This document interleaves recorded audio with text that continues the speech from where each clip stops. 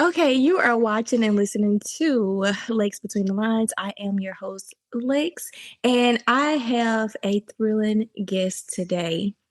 I have the J.R. Mason, and I'm going to let her tell you a little bit about herself. Wait, what now? Wait a minute, J.R. Hold up. Cut. Time out. I said we got the J.R. Don't do that, because you know you are the J.R. Mason. Right, and then you hit me with the tell me about yourself. Now I'm getting all anxiety ridden and stuff like I'm in an actual interview. Ain't you supposed to like read the bio? This is an actual interview, J.R. Get this lady. Get this lady. Oh my gosh. Hey, I am J.R. Mason. For those who don't know me, I am a thriller author and audiobook narrator. I have published 9 books so far, and since 2020, and I have narrated just over 20 since 2024. So it's almost 2 years I've been narrating. I'm not sure how that happened, but we're here. Yeah. We're here, JR. What year? I said we're here. Oh yeah, we're here. How did you get into narrating? I got laid off, and so I narrated my own just because I wanted it to sound like a movie, like Transformers, I want to sound like big and crazy, like Michael Bay type stuff. And it took me like 8 months because I know what the hell I was doing, child. Not a clue. I was just in here, literally right here in my dining room. I was like, I'm going to read a book. How hard can this be? Dude, this is not the place to record an audiobook. So we did that, and then we learned better, and we did the next book, which was also mine, Stolen Pieces 2, and then 3, and we got, like I said, we got better. Like we didn't just do it out in the dining room, and then I re-recorded Stolen Pieces 1 correctly. Wait, you put it out there? The one that you recorded in your dining room? I did, because I didn't know any better. It sounded good to me. There was no like background, you know what I mean? I got all that stuff out. There was no noise like the cars that we was hearing in your house earlier. Yeah, I'm telling. That was so shady. But no, so I mean, it was quiet. There was no clicking, no popping. I got all my mouth noises, and I knew what I was doing in that regard. But oh, look at you muting. You gonna mute it? I hear.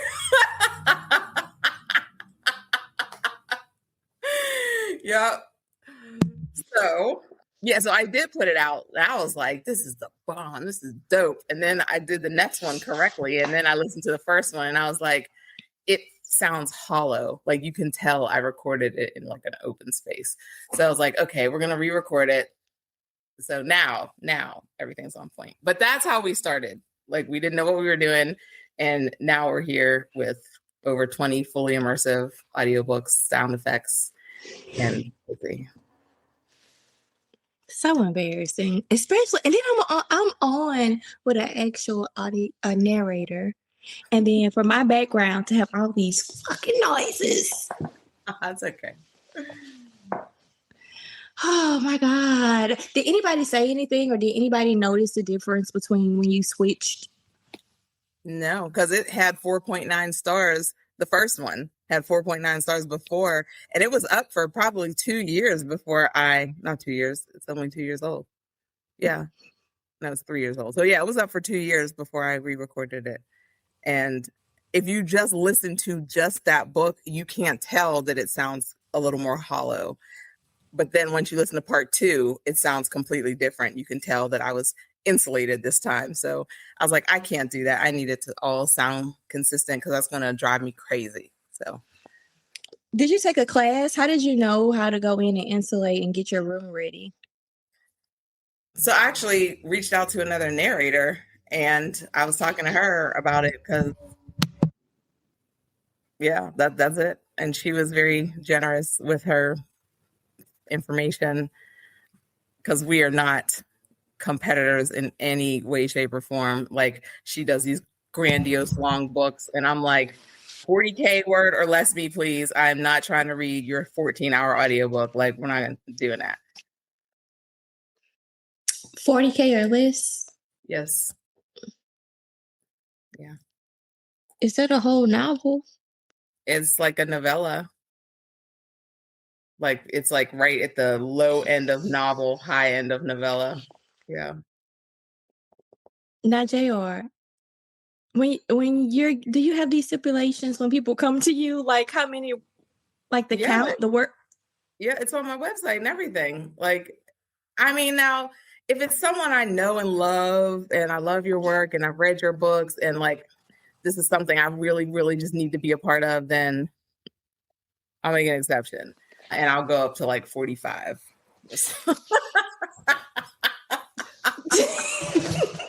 Why are you like this? Why are you like this? I don't know. Leave me alone. The point is, I'll do it. Yeah. Like right now, I'm working on one that's 70,000 words, but I'm not the sole narrator. It's being duet narrated. And I only agreed because I didn't have to say all 70,000 words. I only have to say like half. If I had to say all 70,000, I'm tapping out. Now, how does that work? A dual narration. Well, the dual narration is when the female does one chapter, the male does their chapter, and he does the female voices in his chapter, and she does the male voices in her chapter. The duet is when she does all the female voices, he does all the male voices, and then someone has to put it all together and make it sound functional. Would that be you? That's going to be you putting it all together. Yes. Okay, then. Are there any little sex scenes? Ma'am, Yeah. we are grown. You can say sex. I feel like, I don't know why I feel like JR, like I'm telling it to my aunt or something. I'm like, I want to be respectful. Of what? Do you know how much sex is in my books? Like, what? Ma'am, so much sex. It's fine. Yes, there is. There are a few scenes, a couple. Yeah. Are there scenes where y'all have to like add the voices out together? Yeah. I mean, he does his, I do mine, and I put them together, and then it sounds like we were there having sex. I mean, if you do it right, you have to do it right. You have to pay attention to, and I have separate packages for that too, because that takes more time. Like if you're just throwing sex noises underneath the whole audio right quick, that's one thing. But if she is like getting up there and rising and it's about to, there's sounds for that as well. And if you want them to be consistent, you follow along and make those sounds, and then he's following along and making his sounds, and then when you layer them together, it sounds like everything is just popping off. How do you get into character for something like that, JR? For the sex? Yes, it's for the sex, for the character. Like, how do you prepare like your mindset to go into a scene? I'm always ready for sex. So I'm not getting any. I've been celibate for so long. So yeah. I remember you said that in another interview. So when you said I'd be ready for sex, like what? Yes. How do you prepare, JR? Like, and then you don't prepare, you just go into it.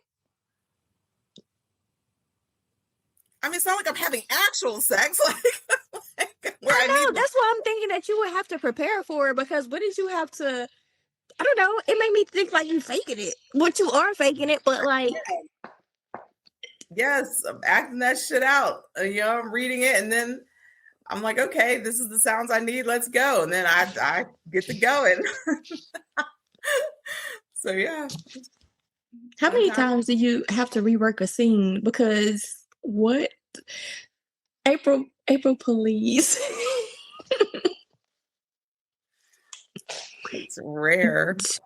I usually get it spot on, unless I start giggling or something, or if I start getting lightheaded. It's very strange, Lexi. Okay, so if you're having actual relations and you do all this heavy breathing, it like you're fine. Everything's fine. No one feels like they're gonna pass out, right?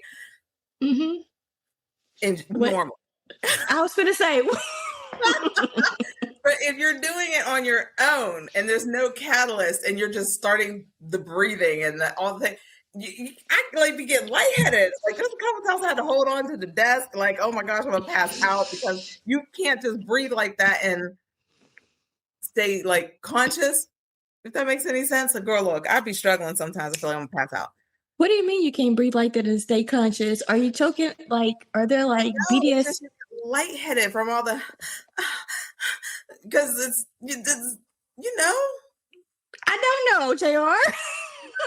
Because you're doing it when you're supposed to do it. You're breathing like how you're supposed to breathe it during the sex. But if you just, I want you to go start doing dishes one day and just start breathing like you would when you're having sex. And you'll be like, oh my gosh, this is crazy. Like, but you got to commit. You can't just fake it. You got to like commit to it. Is that why this is extra? Is this extra on the website? Because I would think if they have any scenes that have you to almost pass out or risk your health, that this is a little bit more expensive. Yes, because let me talk to you about Tanisha Stewart's audiobooks. I like welts across my face. I was whooping my own ass down in that booth.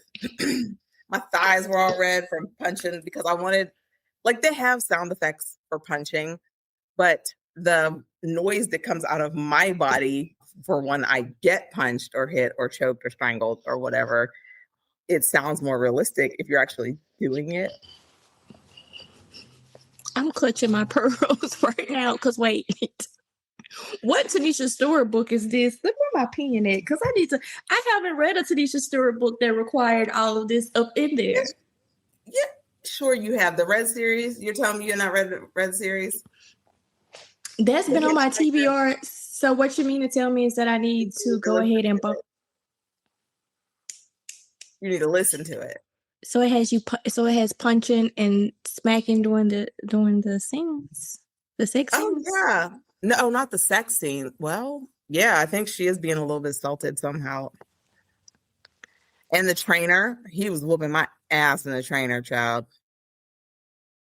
Yeah. And then like he would send me audio and I'll be like, dude, you sound dark as fuck. Like, I need a restraining order from you, sir. Like, I know you're across the country, but I'm absolutely getting a restraining order because I don't feel safe. So you don't do mechanical sound effects. You make all the sound effects yourself. Not all of them, but yeah, a lot of them for the actual characters. If you have the premium package, you are going to get sound effects for that specific book. If you have a premium, so what's the package tiers, JR? Because so you have basic, just the wording, because the premium package sound like yeah, pretty much basic narration, full package where I will do like I will add, you know, the regular sound effects that you purchase, like that are purchased, and music, but I don't edit the music. Whereas in the premium package, like any audio, have you listened to any of my audiobooks? I have. I've the How to Kill Your series, but I didn't hear music in those. What? Did I hear music in those? Yes, you heard music in those. The whole first chapter of each of those books has music, and like all through. Any scene that's like tense or sexy, or you're going to go back and go listen.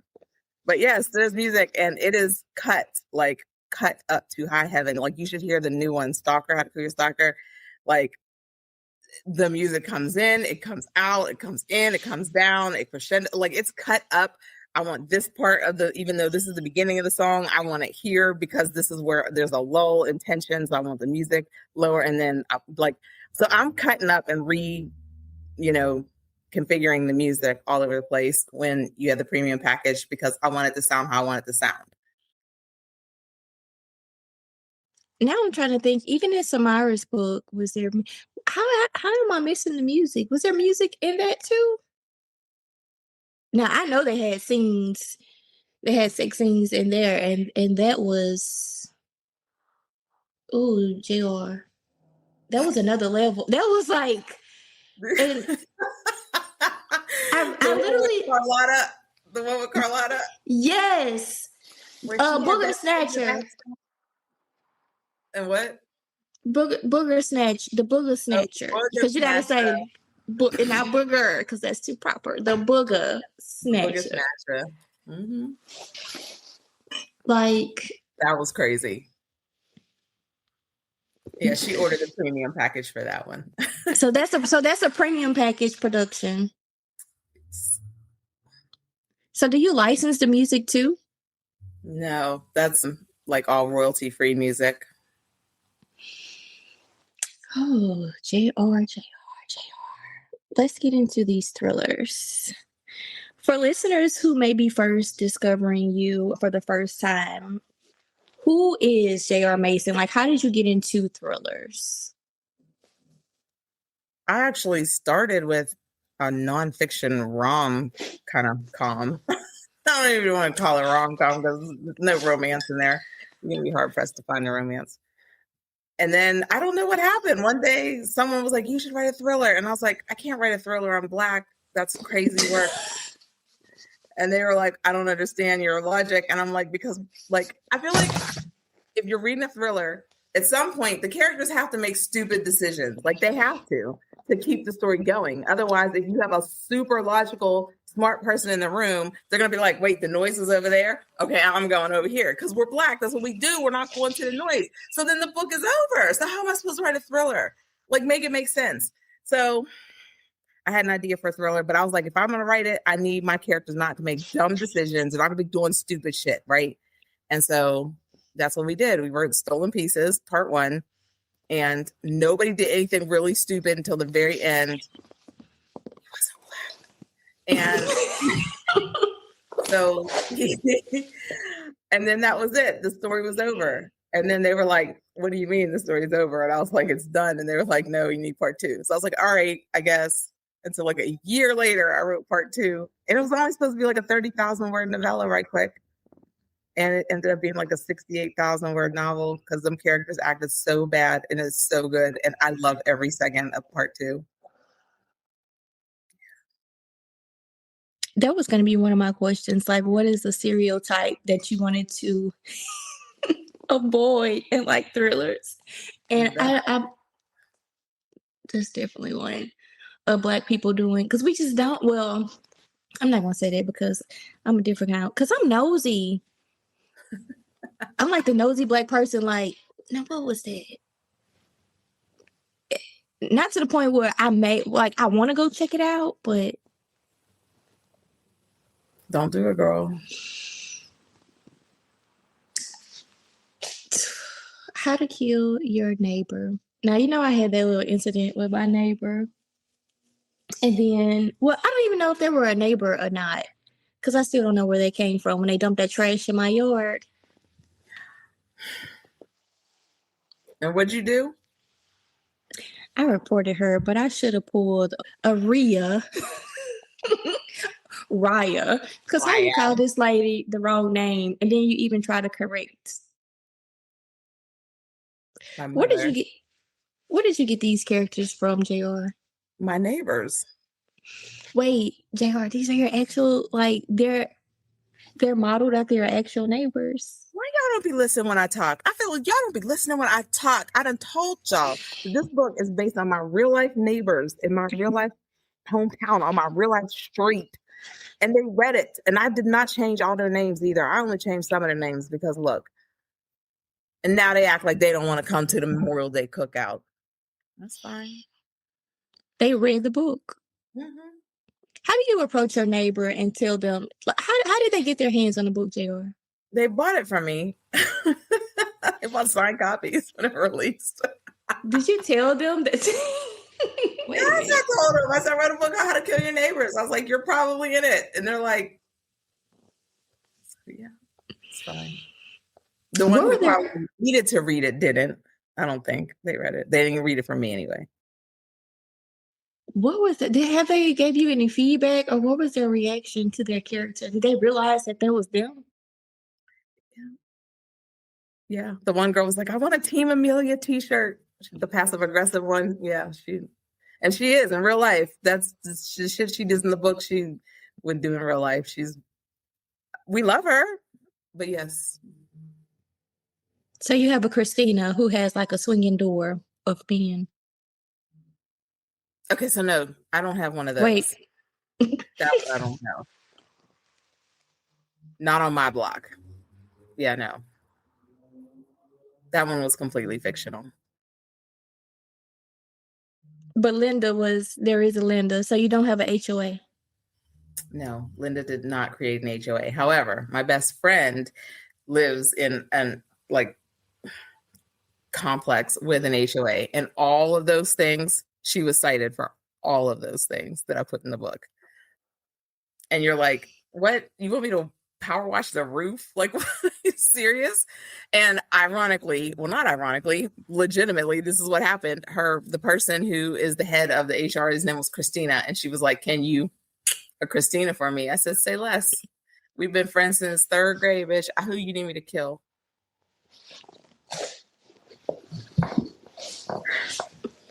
So that's how Did she give it to that? Did she share your book with her neighbors too? I don't think so. She probably should have, because it would have sounded pretty familiar. But yeah.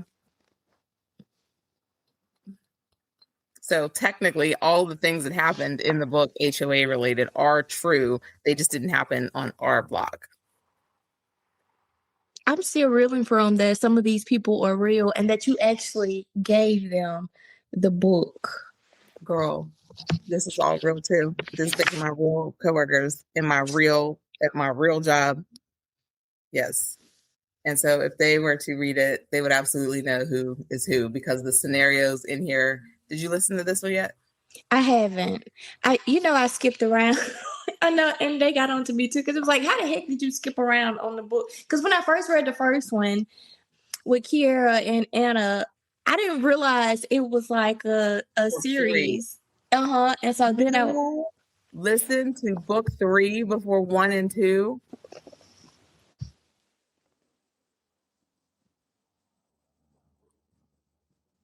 maybe Where do you live?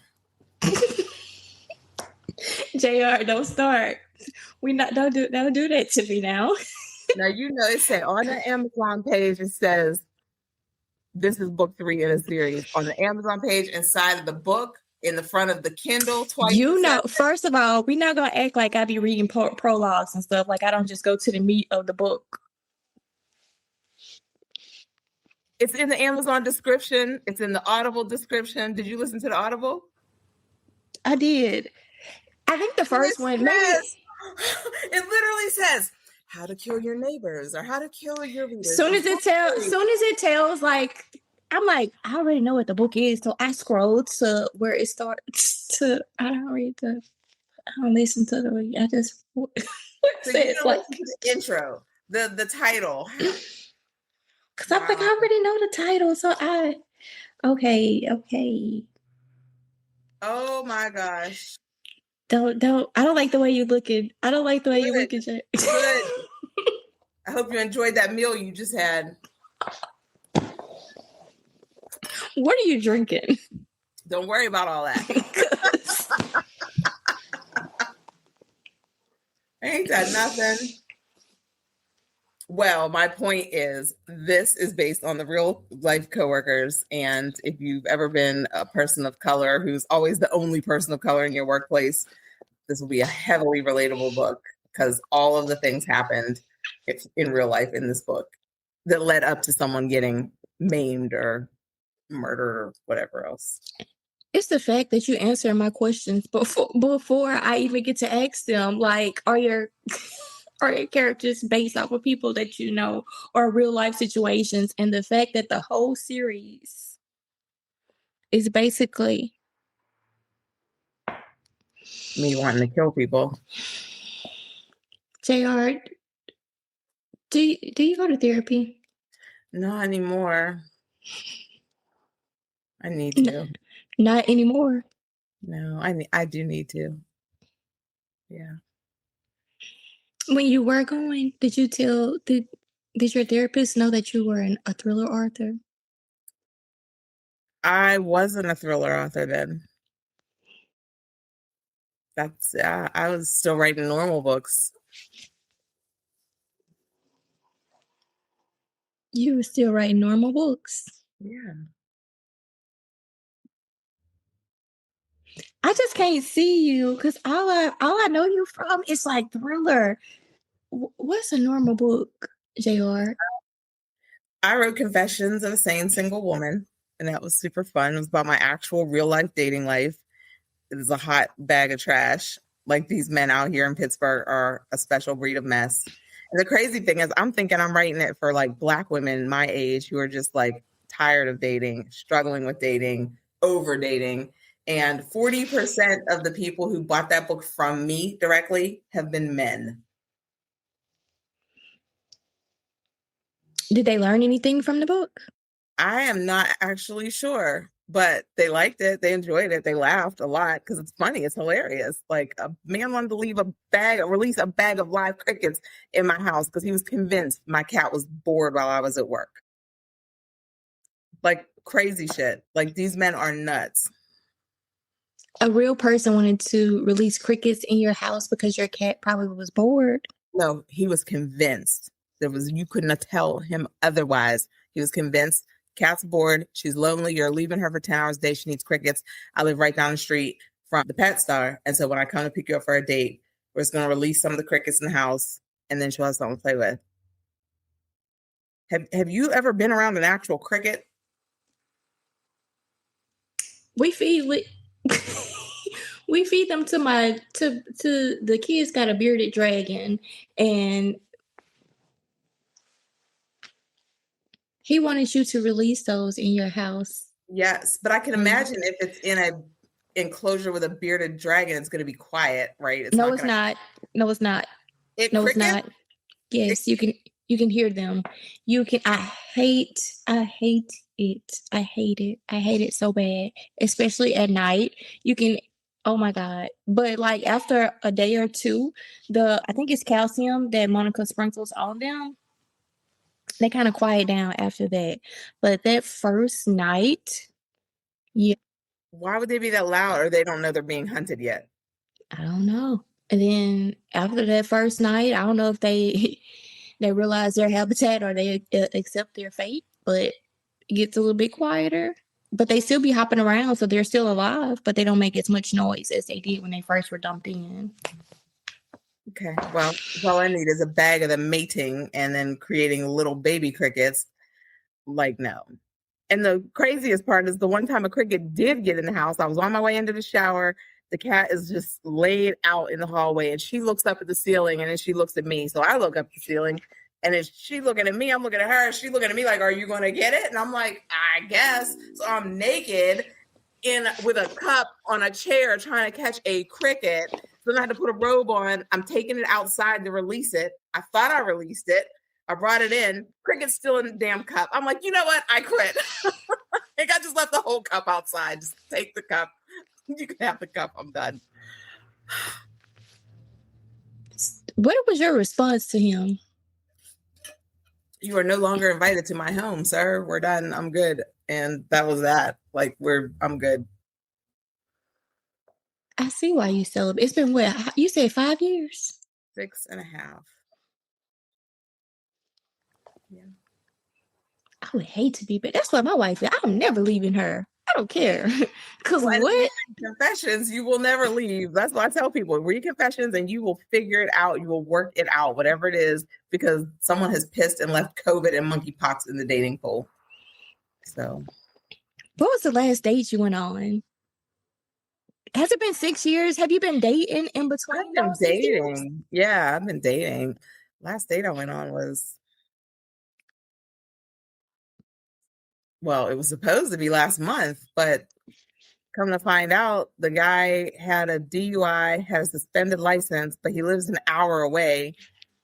And I was like, how are you going to get to the place? And he's like, well, I was going to take a bus. And I'm like, the bus doesn't go there. He's like, well, I was going to take a bus to Swickley and then Uber from Swickley over to Coriopolis.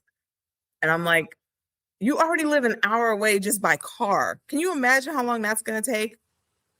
And you're not going to guilt me into taking you home because that's not a thing. I'm not. Where did you meet him? I didn't. We didn't.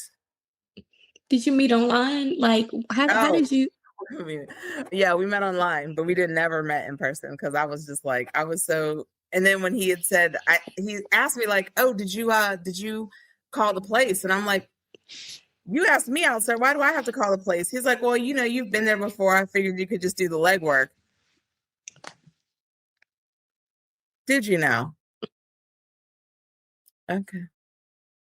What dating app? Is that how you meet all your men? Because what happened to going to the grocery store to meet a good man or to the movies or somewhere, JR? Because every time I go to the grocery store, they're all shopping with their.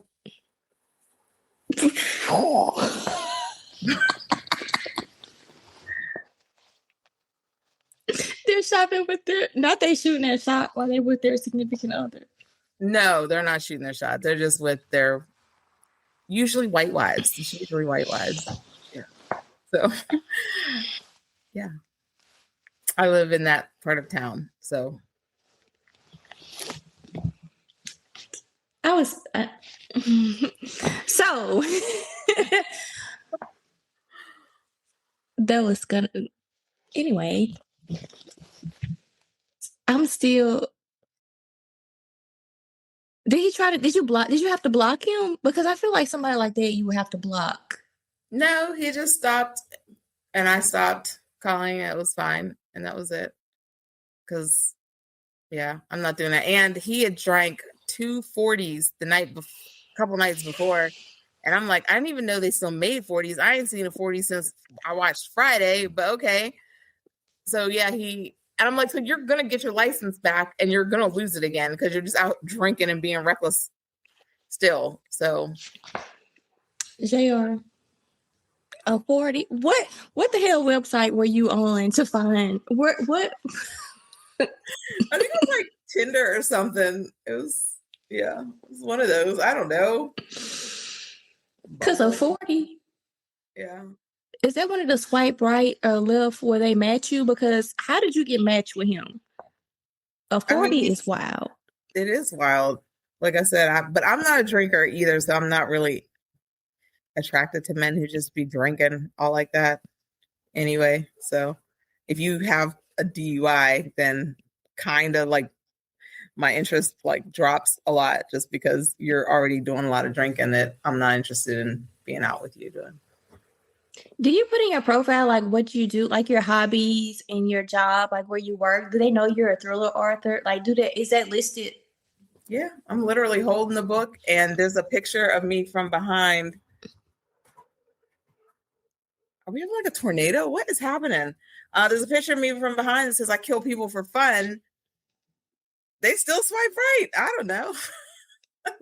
JR, that's on your profile picture. You kill people for fun. Yeah.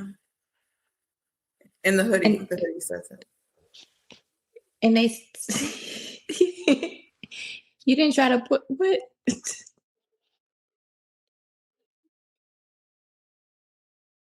What you hear, JR?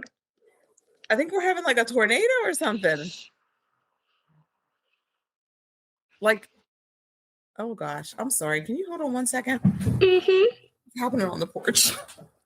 Oh gosh. Oh gosh. Oh gosh. Oh my gosh.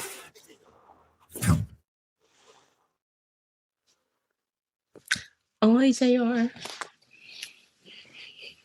April. Oh my gosh.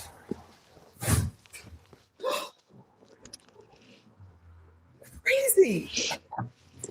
Sorry, I have to go get my charger too. Oh my gosh, I'm probably gonna get electrocuted plugging this thing in. It's soaking wet. This is crazy. It's crazy out there. So it's a real tornado? I don't know. My shades were whipping all over the place. My porch is soaking wet, and it's not usually wet because I have awnings. So my porch is enclosed on the sides and I have awnings. So, but now my socks are wet. Everything's wet. It's crazy out there. So you really have because I remember the awnings that you wanted to take down, but that's all real. When I tell you everything is real, did you read How to Kill Your Stalker yet? Not yet. There's pictures in the back and everything that like show the realness. Like people don't realize like where I live, the houses are very close together, and I can actually stand with my arms out and touch both houses and them not be straightened. Like, that's how close the houses are. So the thing that I describe, how the person gets into the house, it's real. And I put a picture in the back of the book. Did somebody actually break into your house before? Not like that. Knock on wood. I actually had a home invasion before. That was, That's scary. yeah, when I was younger. But, child, you okay over there, JR? You don't see the lights flickering? That's why I said, are you okay over there? No. We having a tornado, and I'm on a live. We having a whole interview thing live, and it's a whole tornado going on over there. Right. So if it goes off, that's why. Because if my power goes off, my Wi-Fi goes off, and then so this is all going to disconnect. So just as long as you're, I didn't just hang up on you. Do you need to prepare, like, do your windows and stuff? Like, No. do you need to get in a bathtub and put because I'm country, but they say you get in the bathtub and put that mattress over the tub. Oh, see, now I'd be going outside and sitting on the porch and watching the tornado. So I'm the problem. I am the whole problem.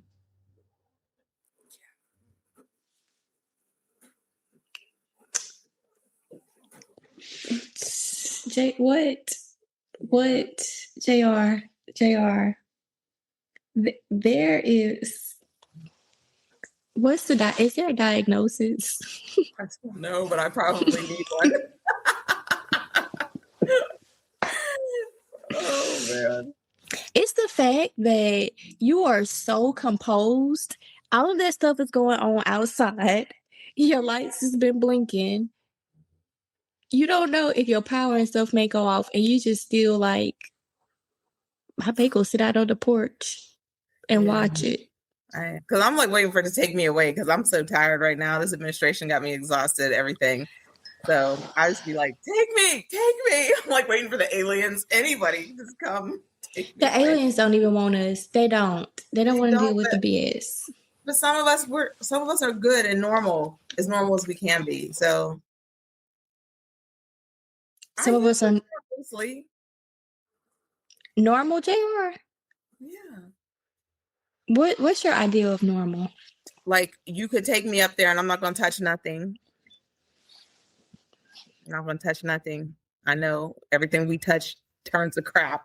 So I'm just going to not touch nothing. Just take me up with you, please.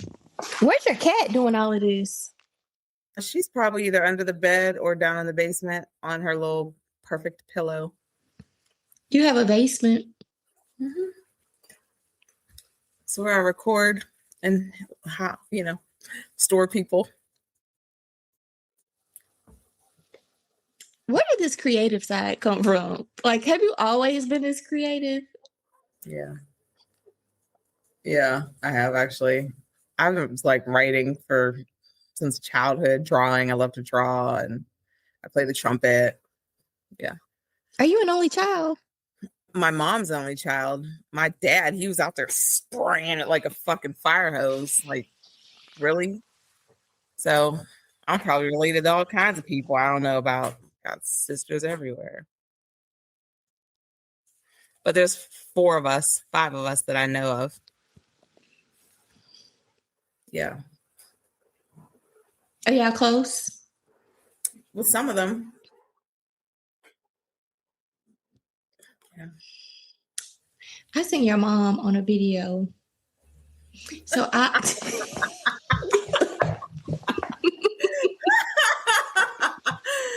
Oh, so now you know where it came from. So I was going to say, I don't even have to ask the question, do you have a supportive family or how is your support system? Because mama is with the shits. Mama was, when she worked in the park, what? First of all, how did I know it was your mom anyway when she walked up? Because y'all look like twins. Yeah, we do. Y'all look like twins.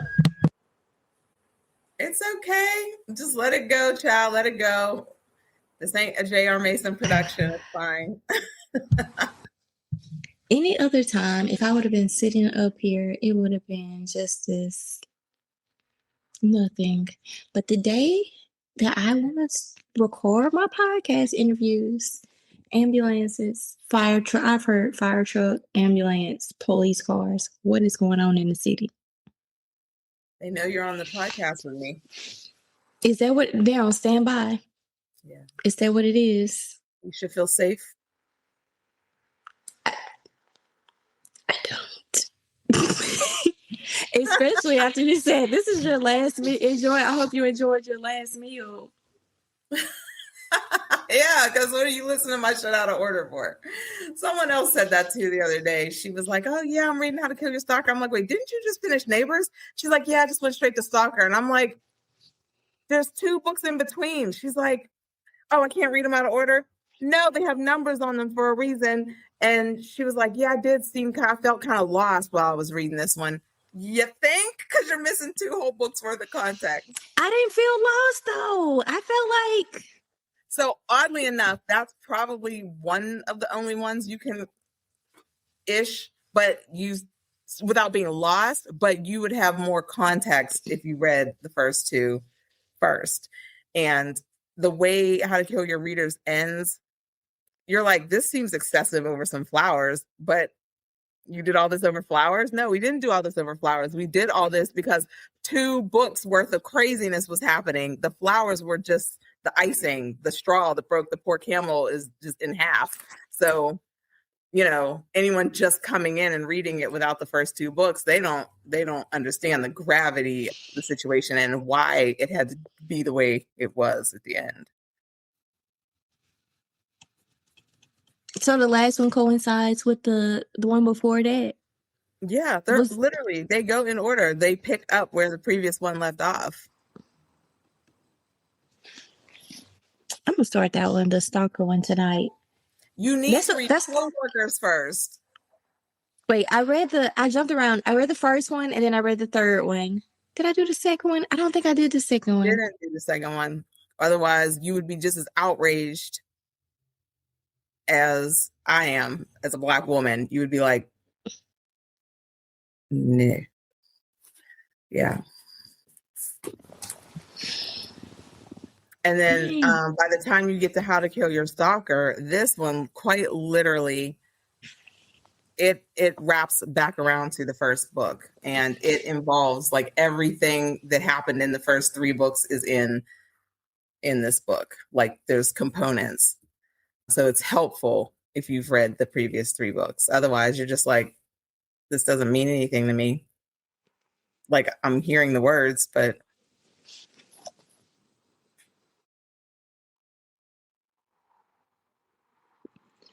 JR, do you have like a murder board in your house? No, that's not a bad idea. I don't know why I'm picturing like Criminal Minds, and I see you like a whole, like instead of a plot board, a whole murder board. I'd be fine. Because how do you keep up with these stories? I don't know, honestly. I get that question a lot, actually, but I don't know. Yeah. You just write and it just flows, or do you actually plan out every an outline? I have a vague outline because I dictate all my books into my phone. I don't sit and type. Like I say it all, like every word, quotation mark. So blah, blah, blah, blah, blah, quotation mark. Wait, what? Yeah. And then I kind of lightly edit in the phone and then send it to myself to put into the Word document. And then I go in there and clean it up from there. And then once that's all done, send it to the editor, the actual real editor. Is Tanisha the editor? She edited, I think, 3 of these ones. Yeah. Wait, JR, so you mean to tell me, is there what app you speak it all into your phone instead of typing it out? Yeah, in my notes app. And it's funny because people are like, it sounds so conversational. And well, yeah, it sounds conversational because I said it. Like, and I don't think they realize that, but everything can sound more conversational written when it's spoken versus when you're typing, you're trying to be so proper and get the correct grammar and everything. But that ain't what I said, right? Like, that's what I said. So, yeah. So the books do feel like the dialogue feels very real because it really happened. It just all happened in my own head with myself. You mean to tell me this series, you spoke it into a phone and put it together from an app instead of typing it out? You dialogued it out. Mm-hmm. All of them, stolen pieces as well. Because like I don't want to just sit and type. That's crazy. Like I like to lay in the bed at night, well, in the morning, in the dark. And even in How to Kill Your Stalker, I said that. The one person was like, I'm gonna get to watch your writing process unfold. And I was like, I'm not telling this person that I dictate my books into my phone in the bed in the morning, because then they're gonna be posted up in my bedroom trying to like watch, right? So JR, you are killing all of my questions because I'm like trying to dive into like what's the writing process? How do you get into the mindset? And the fact that you just be up there laid back, you say in the dark on your phone speaking it, what the hell? because my bed is so comfy. Like y'all think I'm joking too about How to Kill Your Stalker. People think I'm making this stuff up, but the bed does vibrate. It has a remote control. It has a light under it. So everything that happens in this one chapter with this bed and all the components, it's real. Like people don't realize how much like real life is in these fictional books. Like that's why I'd be like, it's like kind of fiction, but kind of not. And so I just be laying in this bed, comfy, vibrating with the phone. See, do you put that little fictional note up on what is it? But you always that's the reason why I be skipping. It'd be like scenes or something in the book or purely coincidental. You put that in the book. It is not actual, not an actual. So if No, it I think I said this shit is based on real life. with Based on real exaggerated. events, it says, except the murder part. Is that what your book say? Is that what it says? It does. It says, for those of you who feel like it would be easier to violently murder your colleagues than find a new job, enjoy. Oh, see, that's what I get. I gotta start reading. I gotta start reading every page in the beginning before I get to the meat of the book. Anna J told me, but she taught me my lesson on it, and I haven't learned apparently. Clearly. Yeah, it says any similarities to other people or events outside of my community are purely coincidental. Okay, the wording outside of your community. Okay. Yeah. So yeah, these are real people and real. I actually just did an event last week where I did a reading, and it was a Sigma, the fraternity. A Sigma slam was a poetry slam, and they had authors doing readings. And I read from How to Kill Your Coworkers, and I read the scene where I was taken to HR on my 4th day of work. I'm not going to tell you why, but when you read it, you're going to be like, what the hell? Like, this can't be real. It's real. Like, it really happened.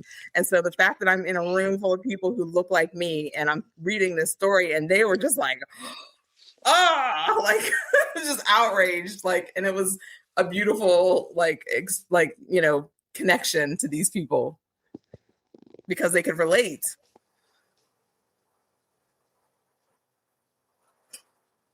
This is book 2. Mm-hmm. Yep.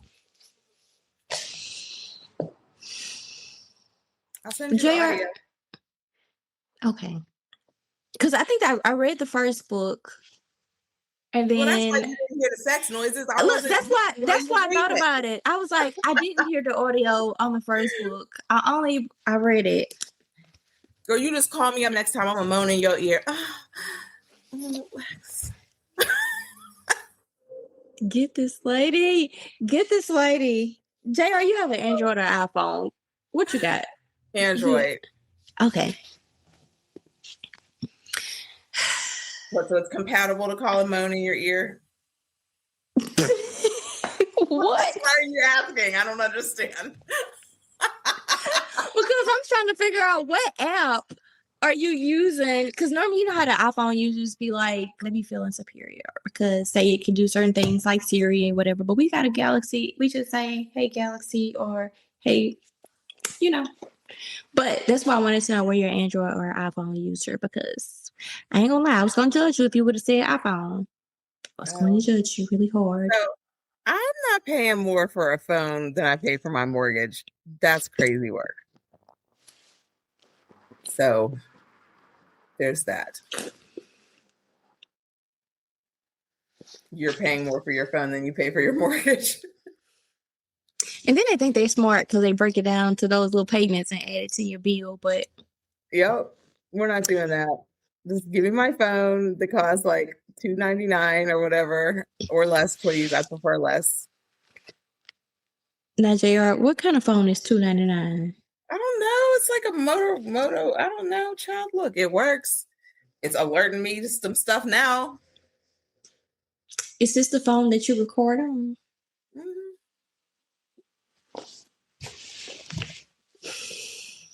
What are we going to do with you? Because what?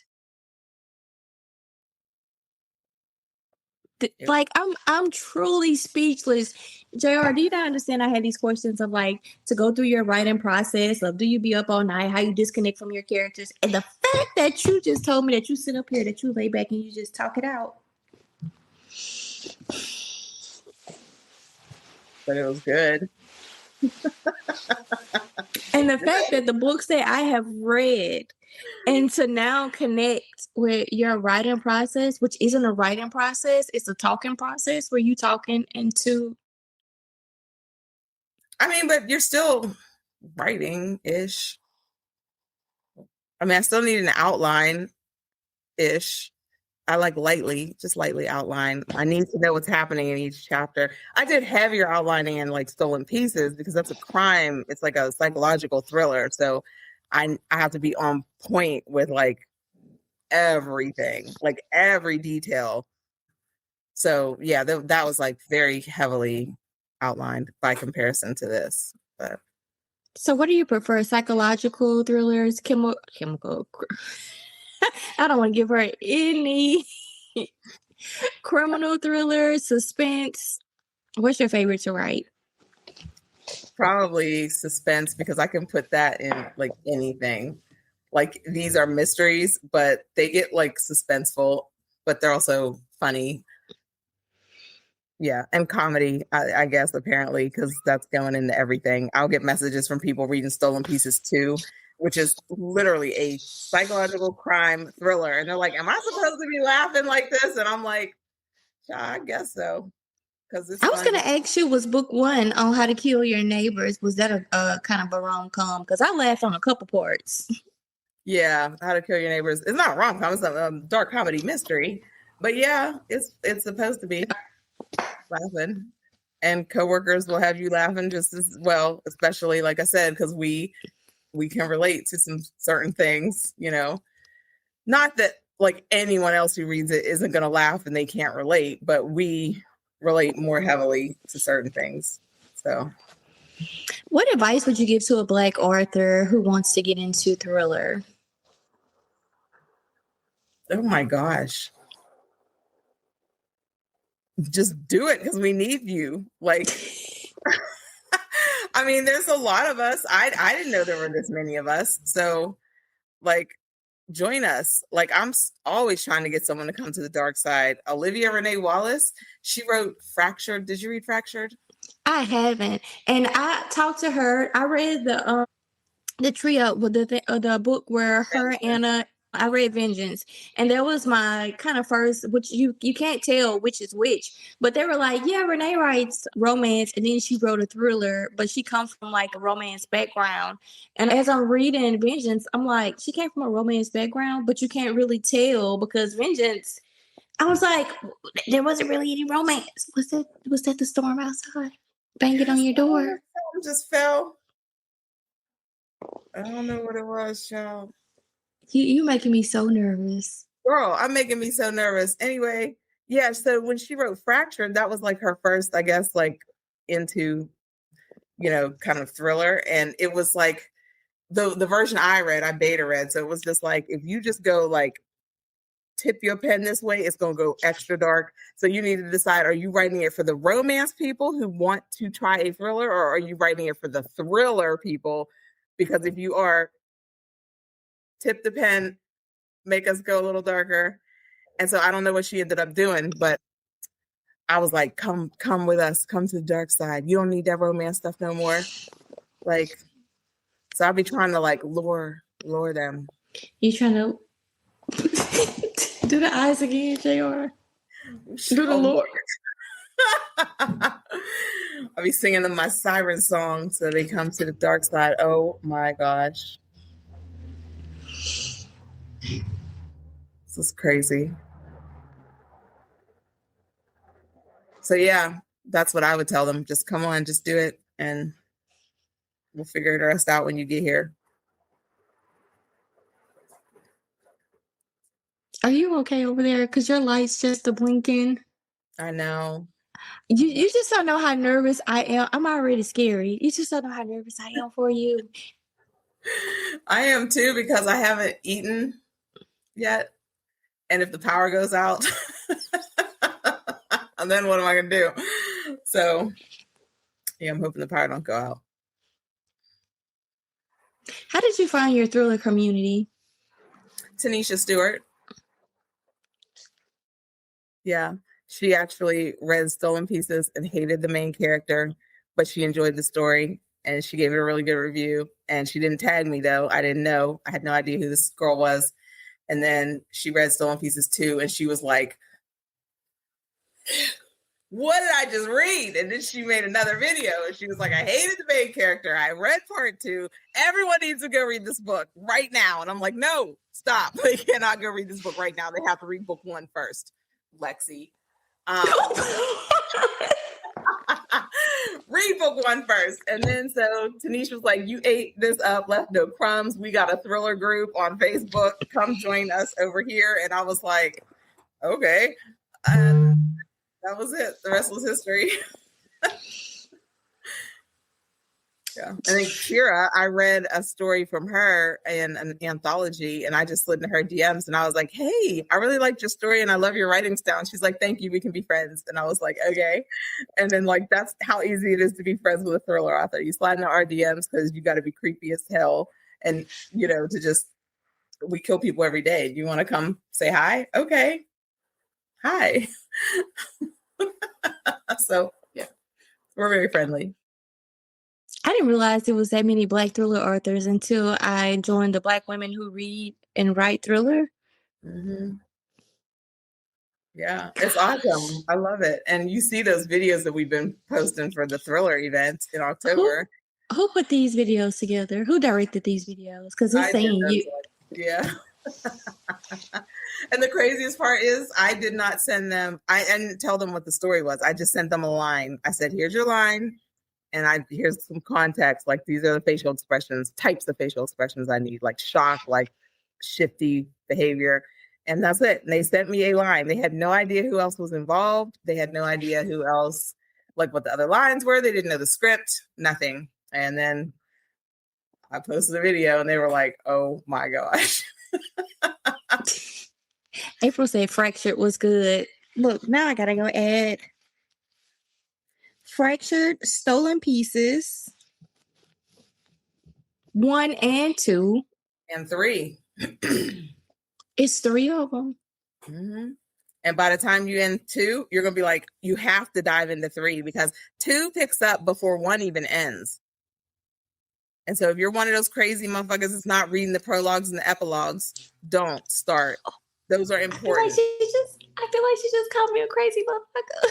I did, absolutely. I said it with my whole chest, and I got big ass chest, child. Look, I'm trying to tell you what it is. So you got to read all of it, because if you're skipping a J.R. Mason prologue or epilogue, you're missing the best part of the story. Like, that's it. So book 2 picks up before book 1 even ends. It picks up between the last chapter and the epilogue. So in that 4 weeks, you find out what was actually going on. And then book 3 picks up like 7.5 seconds after book 2 ends. So book 2 is going to end and leave you like, where's the next book? And you're going to go immediately pick up the 3rd book. And these are books, you narrated these too, so we can listen to these on audio? Yeah. And actually, How to Kill or Stolen Pieces 1 is now in the all you can listen program. So you can, if you have do you have an Audible subscription? Nope, I just go and buy them. I'm Oh, on well, Chirp. I wonder, is it on Chirp? Because I have Chirp too. I don't know what the hell Chirp is. But if you have an Audible subscription, you can listen to it for free. But I I'll don't send know it what to the you.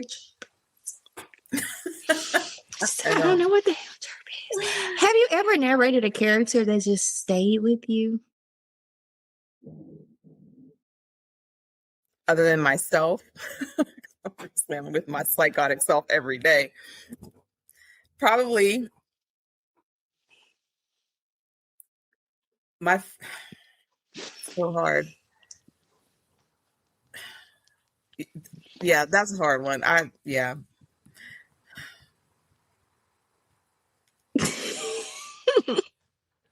Well, let me say, how different is it from you writing a character and actually bringing them to life through the narration, through like acting them out? And So now I write for the audiobook because I know it's going to be an audiobook. So I write for the audiobook. Like, okay, when so an example is I was like just when gonna it's go like if ahead.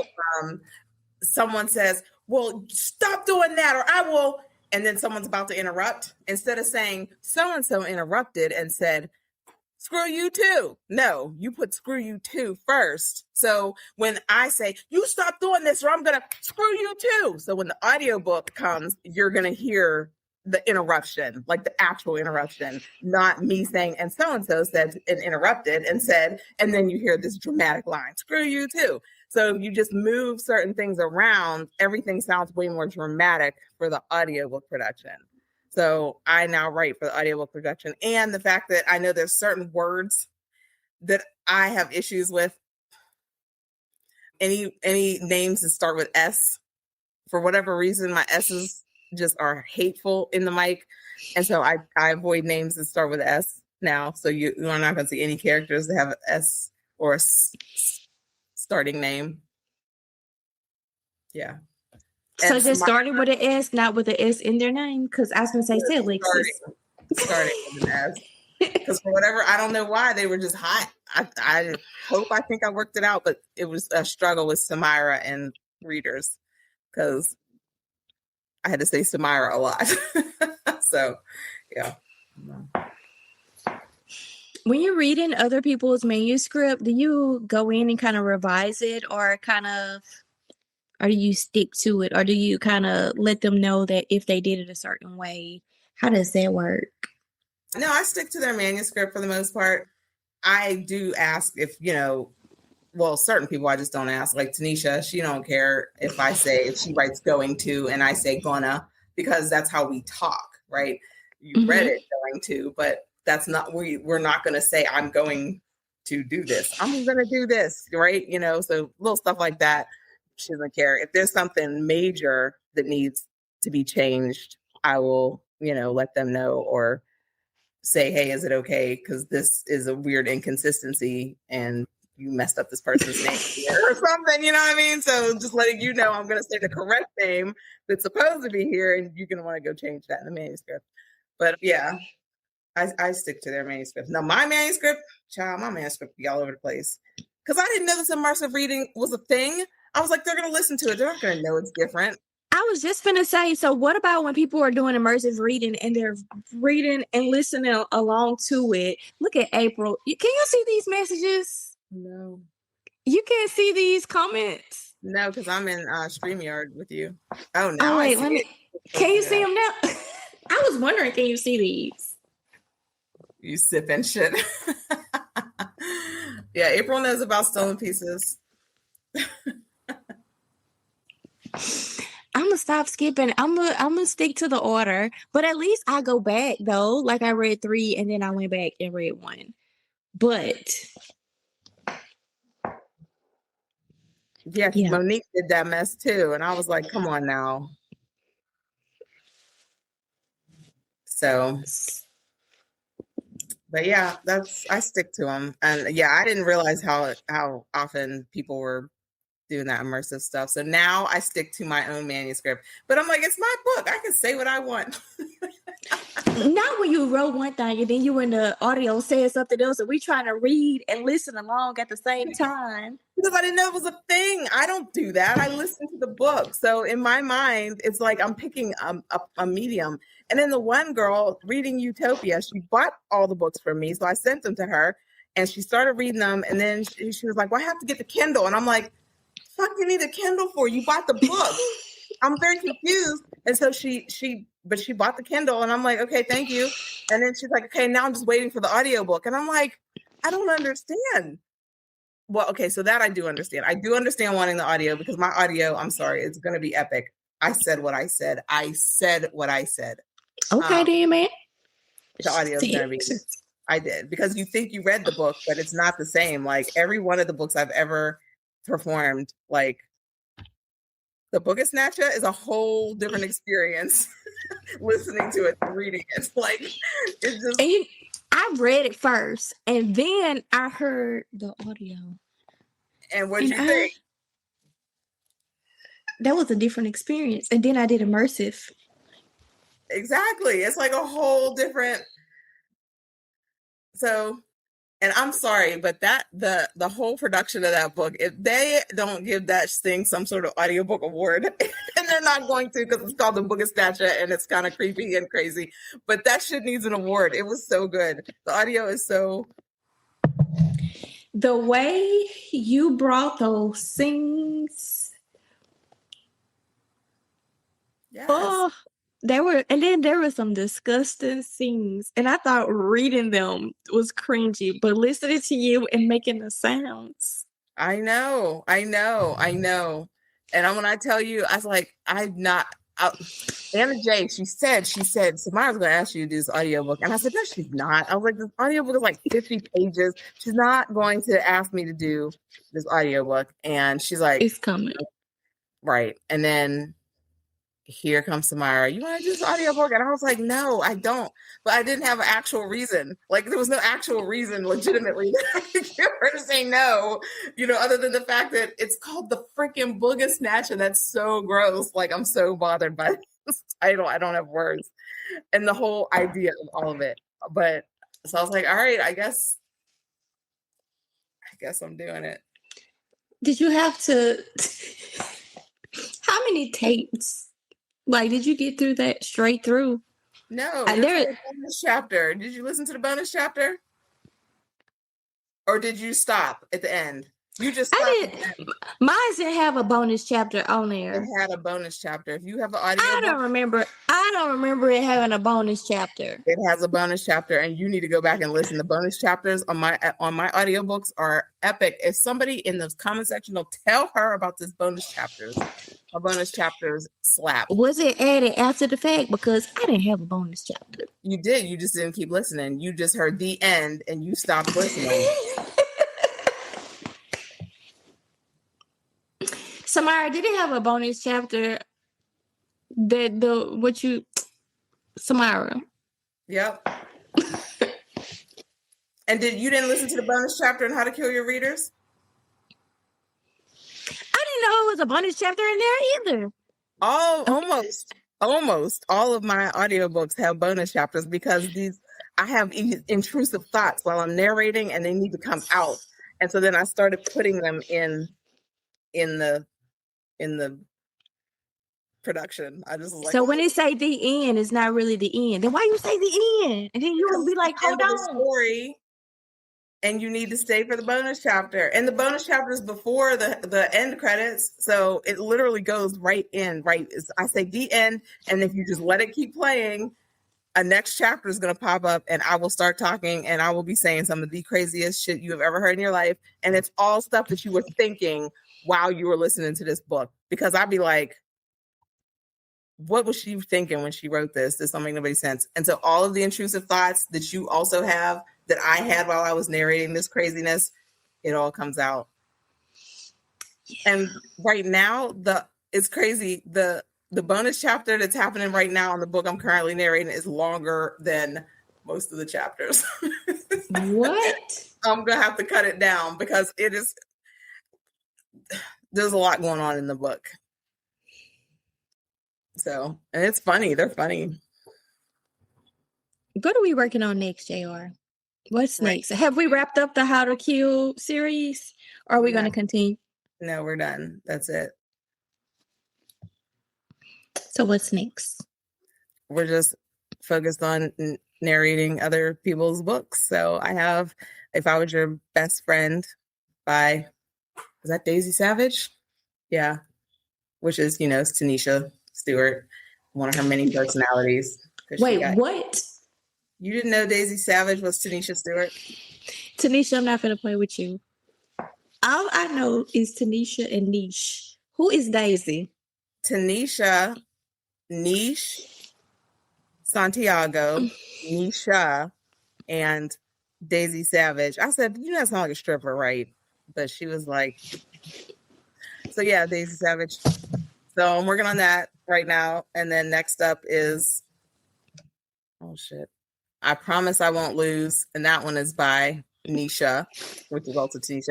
Tanisha basically got me like shackled to the audiobook booth down in the basement.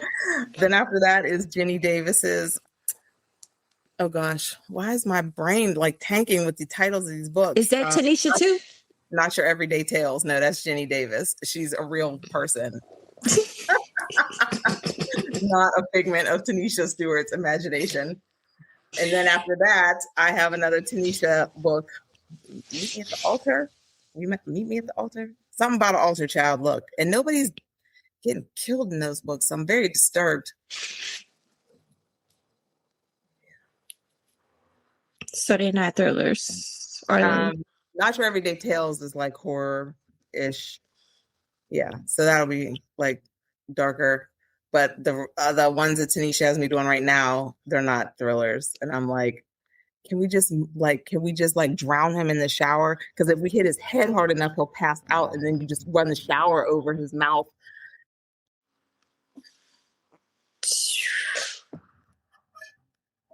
What's in that cup, JR?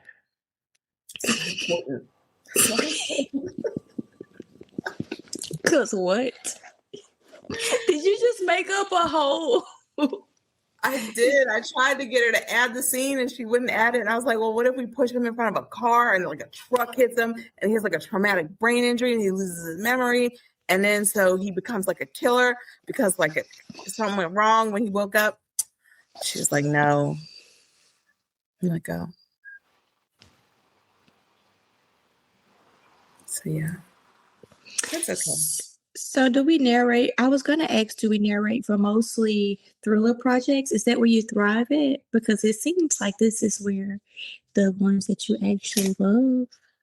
It is. It's a lot more work. I will say that I am enjoying the reprieve of narrating like the thrillers and switching over to like the more romance stuff because that part is nice.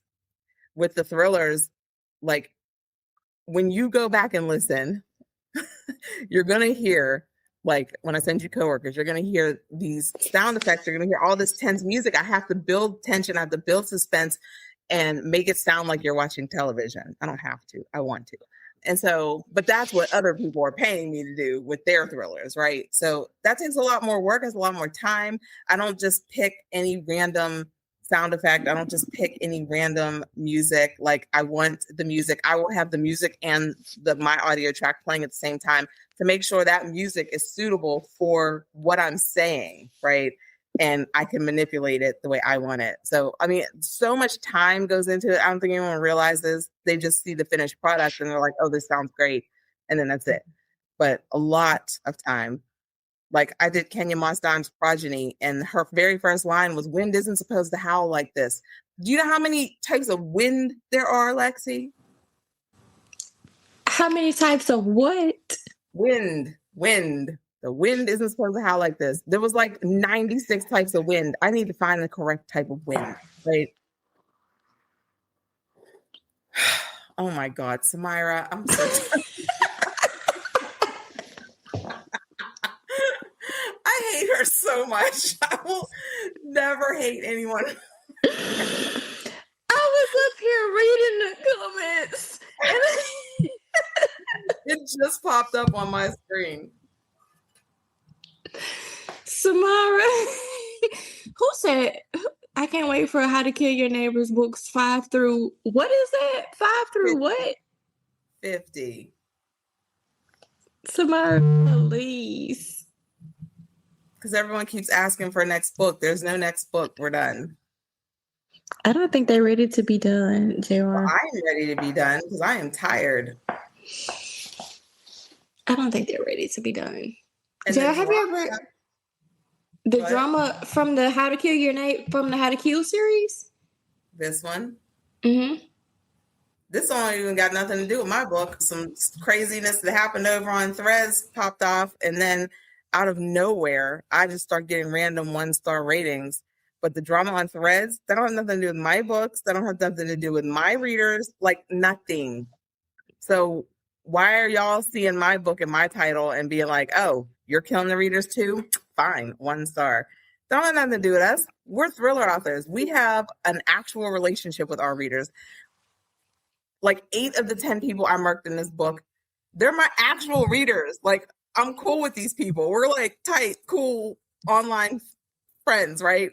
So they were excited to be here, you know? So yeah, I'm tired. The weirdness, the pettiness, all kind of crazy. I don't like it. They're not ready for it to end though. So are you not gonna give the people what they want? You're not gonna you just gonna stop? Yeah. Yep.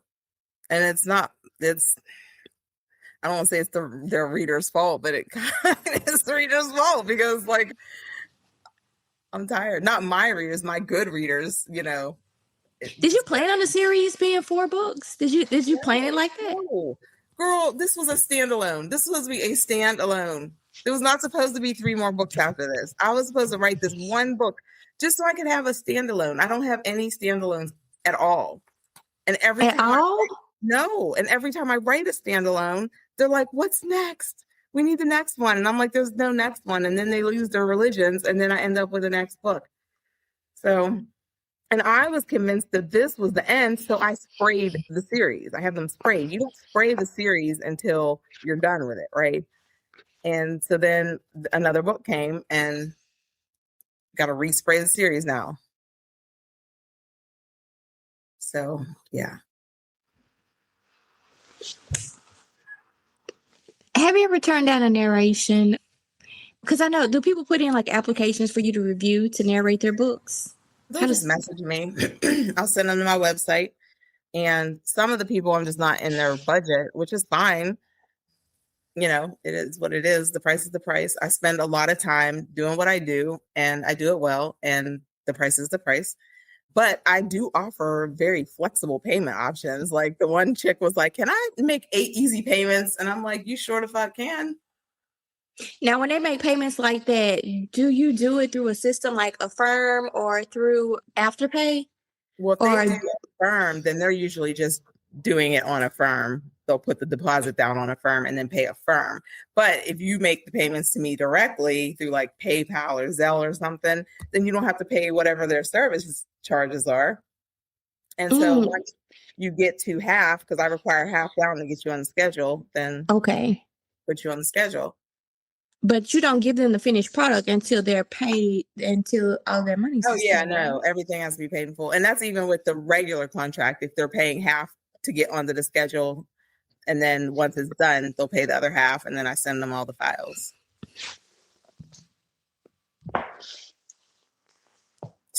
April. The book series is done.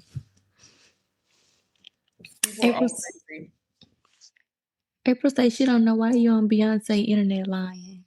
And see, that's how, I definitely know you didn't read Coworkers because April was in Coworkers. And wait till you see what goes down with April in Coworkers. With April? April! You didn't tell me you was in Coworkers. April's in Coworkers. April didn't know she was going to be in Coworkers. April was like, surprises. Everyone else was. I don't be telling these people when I'm going to put them in the book. I put them in the book. Surprise, surprise. If I could get my leg up, I would do the dude like the dude. Oh, what's his name? Danny? I don't know if I can get my leg up that high child look. So what's next? What should we be expecting next? What next series? Because it's going to be a series, right? No, I'm done. You done Yeah, with what, JR? I'm done writing. I'm done being an author. I've been trying to stop being an author for like the past bunch of years. I'm tired. I need a break. So I'll take like a long break. And if somebody inspires me to have to kill more people, then I'll start writing again.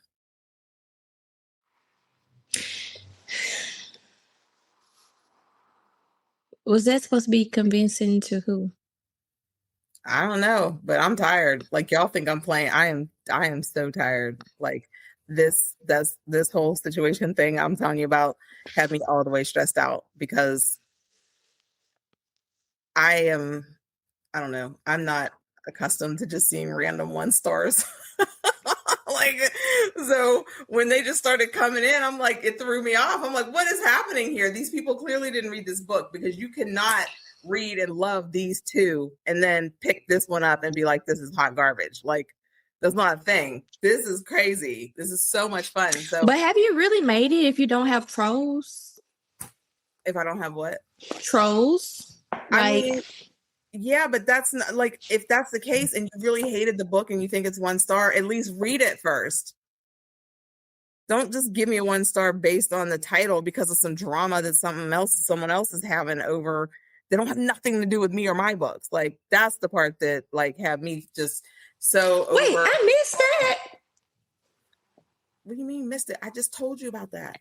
No, so you said it was drama from somebody else is having, and then they came Yes, over and on gave Threads. Whatever they was doing on Threads with the readers and the unalivings and all the things, they don't got nothing to do with us over here. Like I said, we are thriller authors and we love our readers enough to take them out. Oh, And okay. here. They're excited to be in the books. Like, I had a little moment for a second, a little brain. Okay, I'm caught up now. So that's when you start getting the 1 stars. Can you report those to Amazon? but there's no review. It's just the rating. So I don't know. There's no way to prove they didn't read it. But if you're reading it in order, there's just, it's not. And I realize that sounds horribly, I don't want to say arrogant, because I'm not trying to be arrogant, but the way the stories flow into each other, like if you read the first two and you love the first two, there's more than likely probability that you're going to enjoy this one just as much.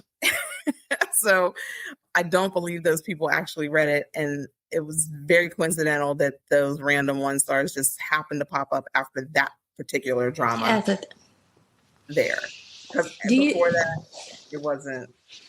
Yeah. Do you do like the other authors do and take a picture of them and then? No.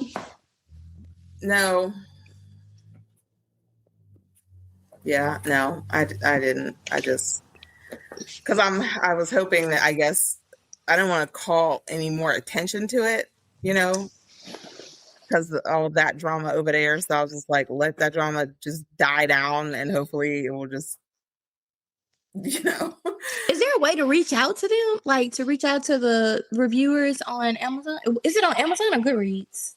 Both, because they're connected. So yeah. I was gonna say, I know you can reach out on Goodreads, but then again, what? But I mean, how do you prove that they didn't read it? I suspect, like I said, the timing of it, like everything was blowing up over there with this, and then all of a sudden I open up my thing and you see all these 5 stars, all these 4 stars, no 3s, no 2s. Well, now there's a 2, and then like this chunk of random ones. So I'm doing a horror. So I was like, okay, well, maybe it was like, initially I thought it was just someone trolling and they're just going to give every book I have 1 star or something. But I looked and it was only on this book. So I was like, it has to be the title and it has to be related to this drama. Otherwise, because you don't give the book 1 a 1 star and then go read book 2. Why would you? I wouldn't. If I hated your first book that much, I'm not reading the rest. I'm rolling my eyes so hard because that is insane. Who rates a book that didn't even read? Apparently they're doing it. So, yeah.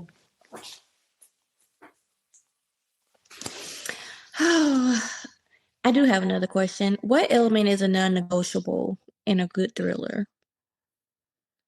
The Like, is there a twist. thriller formula? Like, is there? First of all, when I started reading thrillers, and then when I started, let me say this: when I started reading Black thrillers, I feel like I couldn't figure out the formula. I don't even know if there is a formula, but you know how like in enemies to lovers, how it kind of goes through a certain little thing, and then they kind of end up together. Well, thrillers, sometimes there is no happy end. There is no conclusion. And then there's no other book. But what do you feel like is a non-negotiable element that has to be in a thriller? The twist. You have to have the twist, which is why we lost our minds when people was out here spoiling the twist. Why would you say, oh, the sister did it? Why would you come on Beyonce's internet and do that? That's not fair. So yeah, we work hard on these twists, and people just be out here spoiling them. So yes, twists, non-negotiable. And it's the way you build the suspense in the beginning and the way it's initially presented, the book is initially presented. A lot of these like romance people are out here classifying their books as thrillers, and it's like, this isn't a thriller. This isn't thrilling. There's no suspense. There's no someone died, but just because someone died doesn't make it a thriller. And so, yeah. Or just because one person was killed and there was a killer, but it wasn't like a mystery or anything behind it, that doesn't make it a thriller either. Exactly. So that's been frustrating too, because like my actual thriller will be sitting on Amazon charts behind people who wrote romance books that are in my thriller category. And if you removed all of those, then all of our numbers would look completely different than they do.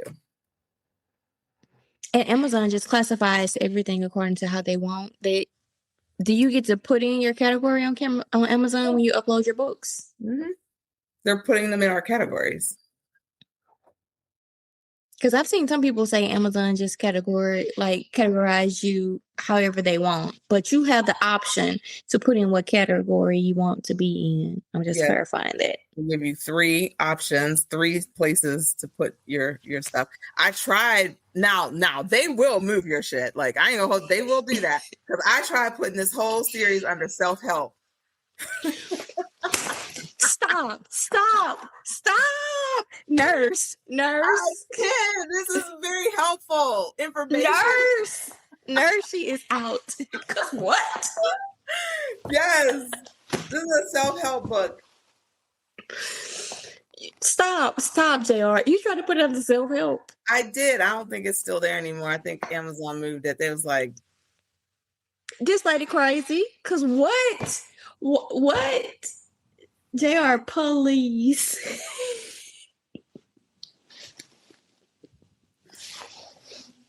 I tried it. I mean, if they're gonna put their books in our categories, why can't I put mine in theirs? But you could have tried to do romance, or you could have, I don't know, fantasy, but self-help, JR. I just felt like I was being very helpful.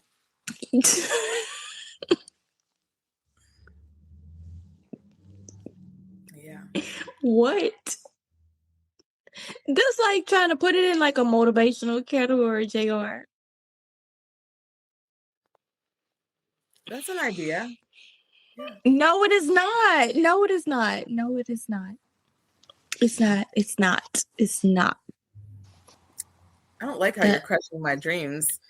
Cause what? And you're serious too, huh? You try to put it in self-help. I did. That's what's so funny about it, because I know you tried. I could just imagine the reviewer face, like looking at it like, what the fuck? Like, what? But if you came here for legitimate help, I feel like these are going to help you.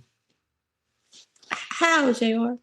It's going to teach you. It's literally an instruction manual on how to kill your neighbors, how to kill coworkers, and if you don't need that specific brand of help, Like if you just need, it'll make you laugh. So at the very least, it's going to bring humor and joy to your life.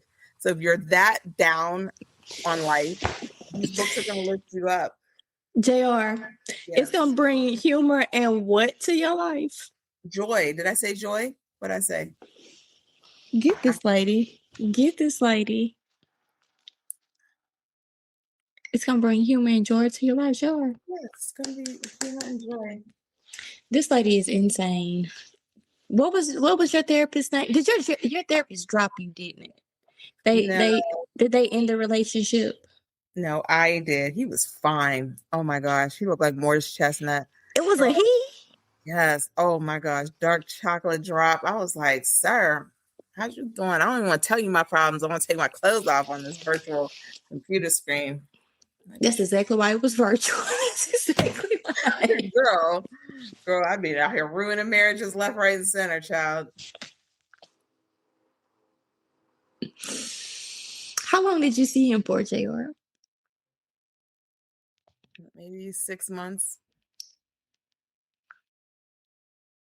Did you see another one after that?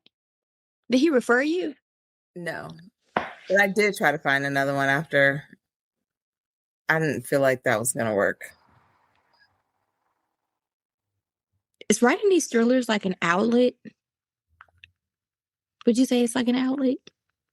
Well, yeah, because I wanted to kill all these people in real life. I'm not supposed to say that on the internet.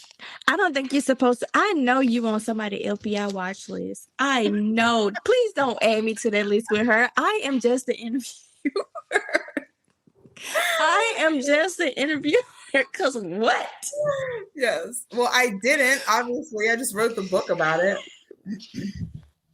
I hate Samira. I seriously, I'm going to call her to be my therapist. You know she's a doctor of psychology, right? I did not. And guess what? She on my list too to sit down. Because it's somewhere. Are you saying she didn't meet her treatment goals? I didn't say that per se. I was just saying, was this like an outlet for her? Because she seems like she's had some unresolved. I don't know. But this is just JR though. I'm starting to think this is just JR. It's just JR. It's just JR. So yeah, but that's why I need to be done, because otherwise I'll just keep unaliving everyone. So I'm just gonna stop. JR, do you ever see yourself acting like on the big screen or auditioning for anything? I really think you should. I mean, I would love to. I want my stuff turned into a series. I feel like this whole How to Kill series would be so much fun on like Hulu or something, Prime Video. And Stolen Pieces, actually. Stolen Pieces would be really good. Like a Netflix, like one of those mini series, Like you, like the Netflix You. I think this would be a good. She definitely should act. Skills are just. Did you act in school? Did you do any drama? Did you take any drama classes or anything? I didn't take any classes. I'm just so dramatic and just like acting hopeful. And that's why I like doing the audiobooks, because I get to perform them instead of just narrate them. And that's why all of my audiobooks say written by like Samira Alexander, performed by J.R. Mason. Because I'm not just reading it. You're going to hear about it. And it's the whole performance. Yes. And it's so funny when people message me and they're like, well, who's the child? The little girl. And I'm like, I was the little girl. And they're like, well, who was the demon? I'm like, I'm the demon. And they're like, so yeah, it's fun. The fact that people think that somebody different is doing all of these voices, you do all of these on the same day or you do these different days? No, I do them all the same day. JR, how do you change your character? How do you change your voice? All the personalities. I'm joking. But what was funny though is these people are so used to hearing my audios and me doing all the things myself that when I played a snippet of How to Kill Your Readers, someone messaged me and she was like, oh my gosh, how did you sound just like Samira? And I was like, That was Samira. And they were like, "Are you serious?" Because I didn't tell anyone. Like all the whole series, everyone thought, it was just me killing the people, right? They didn't know that more people were coming to help, right? So that was a surprise when I posted the audio track, and yeah, I got a couple of those messages. They said, "How did you kill Samara?" How did you Sounds voice? just like Samira, yeah. They're like, it was like I was really listening to her, and I was like, "'Cause you were."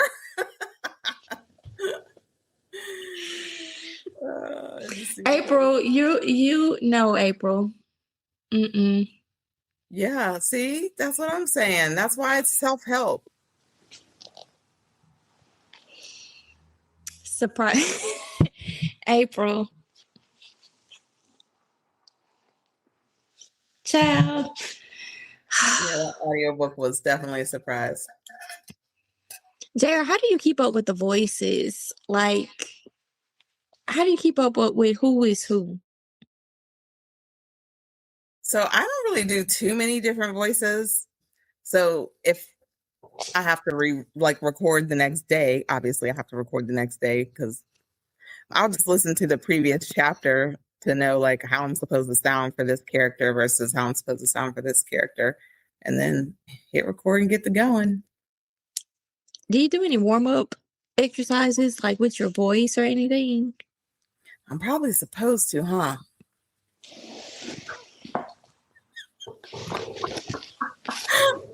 No, I'd be out here drinking my little honey tea, which is how I spilled the damn honey tea on the computer.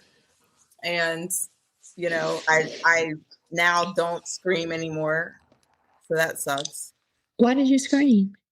Like in my niece's soccer games or, yelling at the cars going the wrong way on the one-way street in front of my house. I'll be like, wrong way. I'm that neighbor. But we don't scream anymore because it's taxing on the vocals. If I'm out someplace loud, I don't talk much anymore. You need to learn to read lips or something because I'm not going to be screaming to talk to you in this venue. And then I have to record the next day.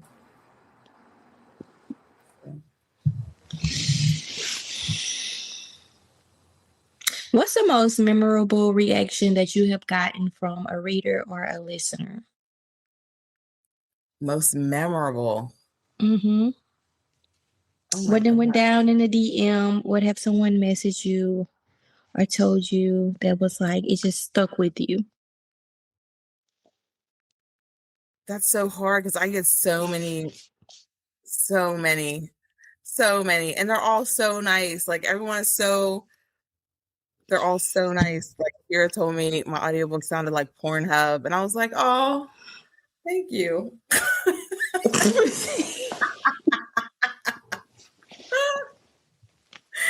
The one lady she listened to, no, okay, I got it. She was listening to The Hitchhiker, and she had noise canceling headphones on, and I don't even listen to my shit with noise canceling headphones on because there'd be jump scares and the music start coming in, and just the simplest scene where this little creepy ass child is staring at you, but there's this music under it and it's creepy, right? So I don't listen to my shit with noise canceling headphones. I need to hear the surroundings. But anyway, she thought it was wise to listen to my audio with noise canceling headphones, and the baby crawled in, touched her leg. She kicked the baby. I lost it. When I tell you I could not, I laughed until I choked. I was done recording for the whole rest of the day. We couldn't record anymore. Baby is fine, but she absolutely kicked the baby. And that was around the time where nominations were coming out for like best audiobook narrator, something for, I can't remember what it was for. And I didn't get nominated. And I was like, Nick, I made a woman kick a baby. You don't think that deserves an award? That deserves an award. I said what I said. How many times have you made a woman kick her child, her progeny?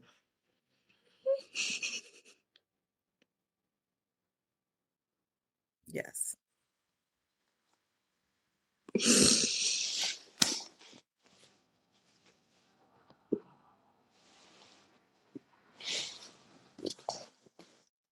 So yeah, that was the best one.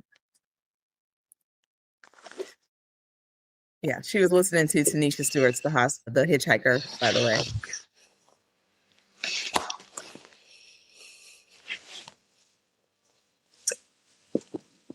So yeah, you probably should add that to your list. Don't kick your child. What the hell is in this cup? Cause what? It's water. I drink water. That's all I drink is water. That's it. And ma'am, you asked the question. And yes, I absolutely prepare for my scenes like Samira says. Samira said eggs about the peanut butter and jelly sandwich for the hostage. I'm still not over this lady kicked her baby. But we're on the peanut butter and jelly sandwich now for the hostage. You saw that video, didn't you? I posted it like a couple weeks ago. Again, I reposted it. And every time it comes up, I'm going to post it again because the shit was hilarious. Because Samira wrote something about he had a mouthful of food, but he was talking with his mouth full of food. So I'm like, say less. Let me go get a mouthful of food so I can say these 2 lines, right? So that's what I did. I made me a little peanut butter jelly sandwich, took off my little crust. This is nice. I started eating, chowing down, and I said the line. The line is clear, obviously, because it's audiobook. I have to make sure it's clear, but I wanted to have food in my mouth. And that's part of what makes everything I do such an immersive experience, like doing literally what it says is happening in the manuscript, except the sex. And y'all missed, for those of you who are tuned in now, y'all missed when she when she said that there is shortness of breath, that she almost passed out from these scenes. That she is not acting out with anyone, that she is just by herself. Well, of course I'm just by myself.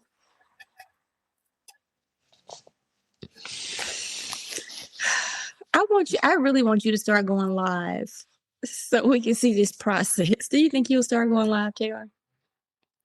Probably not.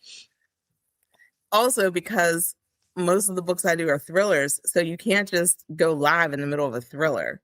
You know what I mean? Because then someone pops in and now you're reading like a spoiler, like a plot twist or something crazy. So even then, I'd have to get permission from the author, and we'd have to really designate which part is going to be read. Which part? Yeah. Understandable. Because the way I would lose my religion if one of these narrators just took my book live and did like, what?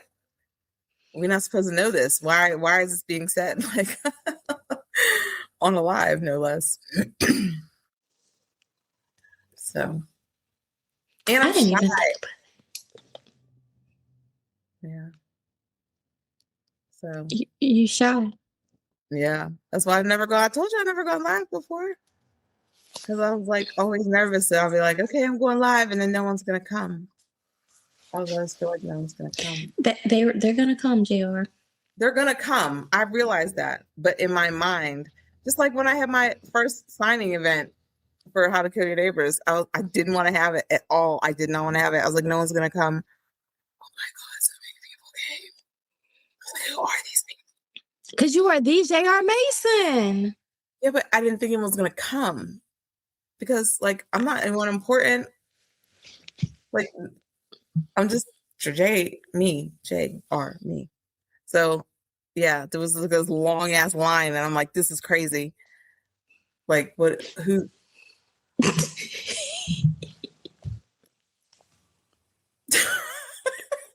Samira. That's different. I hate her so much. Samira's so funny, man. She really is.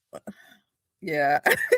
But she only feels like that because I leave voice notes. So I just be jumping in people's DMs and just talking to them. But I'm social, but I am like shy. But there was something about the people whose DMs I just slide into like that I feel comfortable enough that I can, you know. So the License to Thrill event is coming up pretty fast. What should we expect from you? Not a damn thing. What you talking about? What you expect from me? The hell? What kind of question is that? Because don't do us like that. You've been putting out all of these videos and stuff now. Yeah, done. I wrote the book for this year, and that's it. And that's the only reason I wrote this book is because of the License to Thrill event. Otherwise, if we were not having the event, I would not have written this last book. So you don't have no more books coming out before the License to Thrill event? No. When I told you I am done, I am taking a break, I meant that shit with my entire chest. I told you about my chest. The License to Thrill event is in October. Yes. And it is June, July, August, September. You have four. You mean to tell me in 4 months you're not going to write anything? What? You might, hold on, not right. You're not going to voice anything? Yeah, I'm going to do other people's audiobooks. How to Kill Your Stalker comes out on like Tuesday. So we're not going to get another book? No. We're not going to get... This is the book for this year, and I am done. Like, when I tell you I'm not writing anything else, and these people think I'm playing because all the thriller authors be sliding into the comments section talking about she's not writing another book, and then another book pops up. The only reason I'm telling you this, the only reason, I don't even have no shoes on, 10 toes down, the only reason that How to Kill Your Stalker exists is because we know you like to show your toes now. Yeah, they're pretty. They're pretty, and they belong in a man's mouth. My point is, there are no more books this year. I am taking a break. I am actually taking a break. I am tired. It is a lot of work. It is so expensive, and people I don't think they, and then, just trying to get reviews for the books. Like, people tell you how much they love the book, but they won't go and leave an Amazon review. And it's just like, we really need those to help get, Amazon helps push your stuff out if you have a lot of reviews and good reviews. So, and we need them to help counteract all the bad ones. So if you really liked it, but you're not leaving a review or saying anything, it's not helping anything. It's not. So, yeah. So I'm just tired. I'm tired of asking. I'm tired. So we're just going to be narrating books. You said just, like, that's not like so much work. Nope, so we're not going to get a new release. I just said just because just making sure that we're not going to get a new release. No, this was the new release.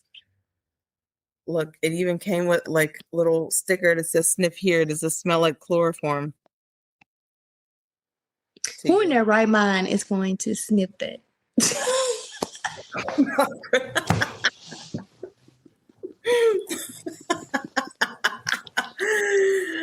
That's what I don't understand. Everyone was all afraid to sniff the sticker. I'm like, why are y'all afraid to sniff this damn sticker? It is not that serious. Because it's from you.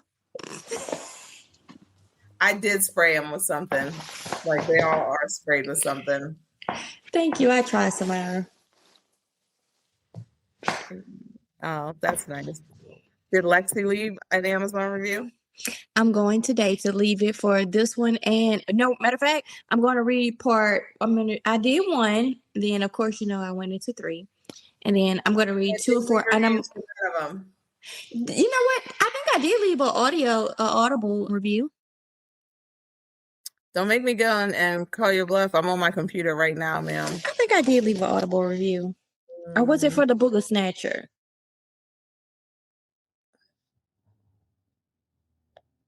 Let me see.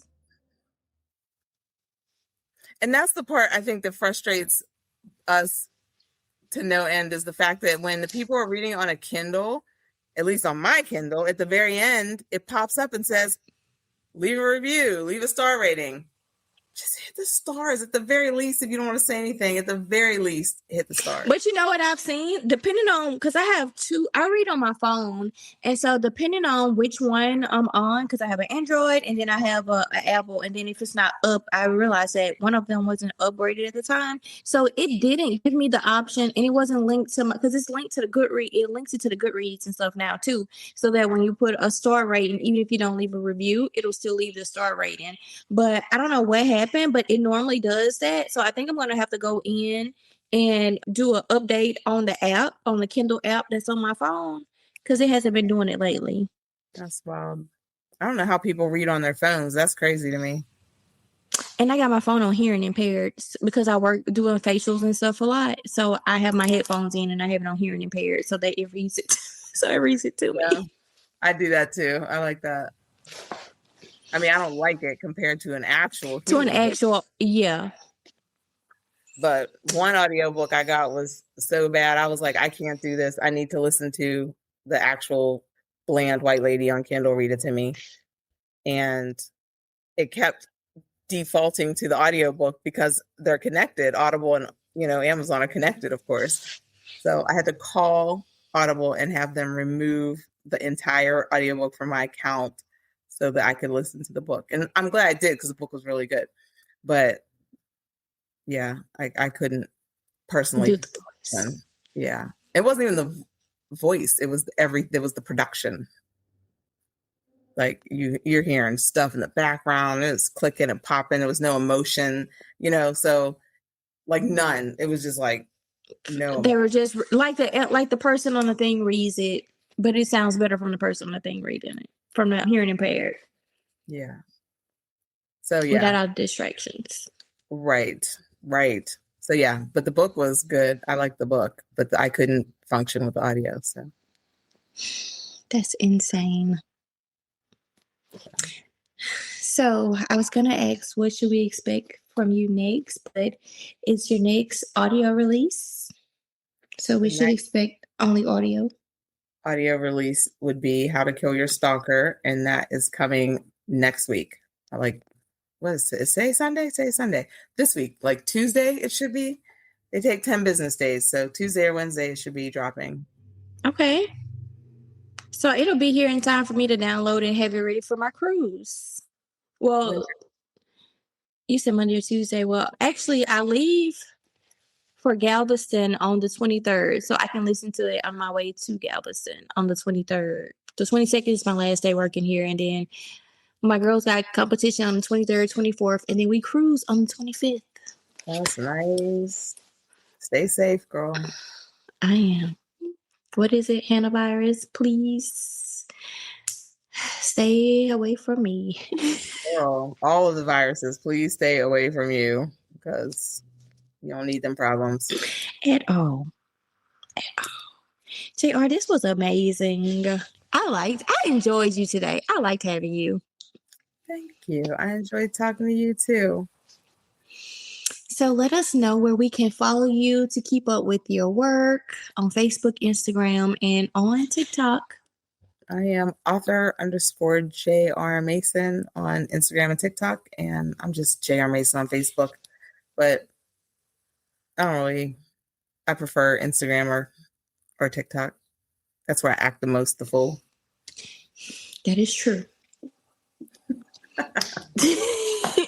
That is true.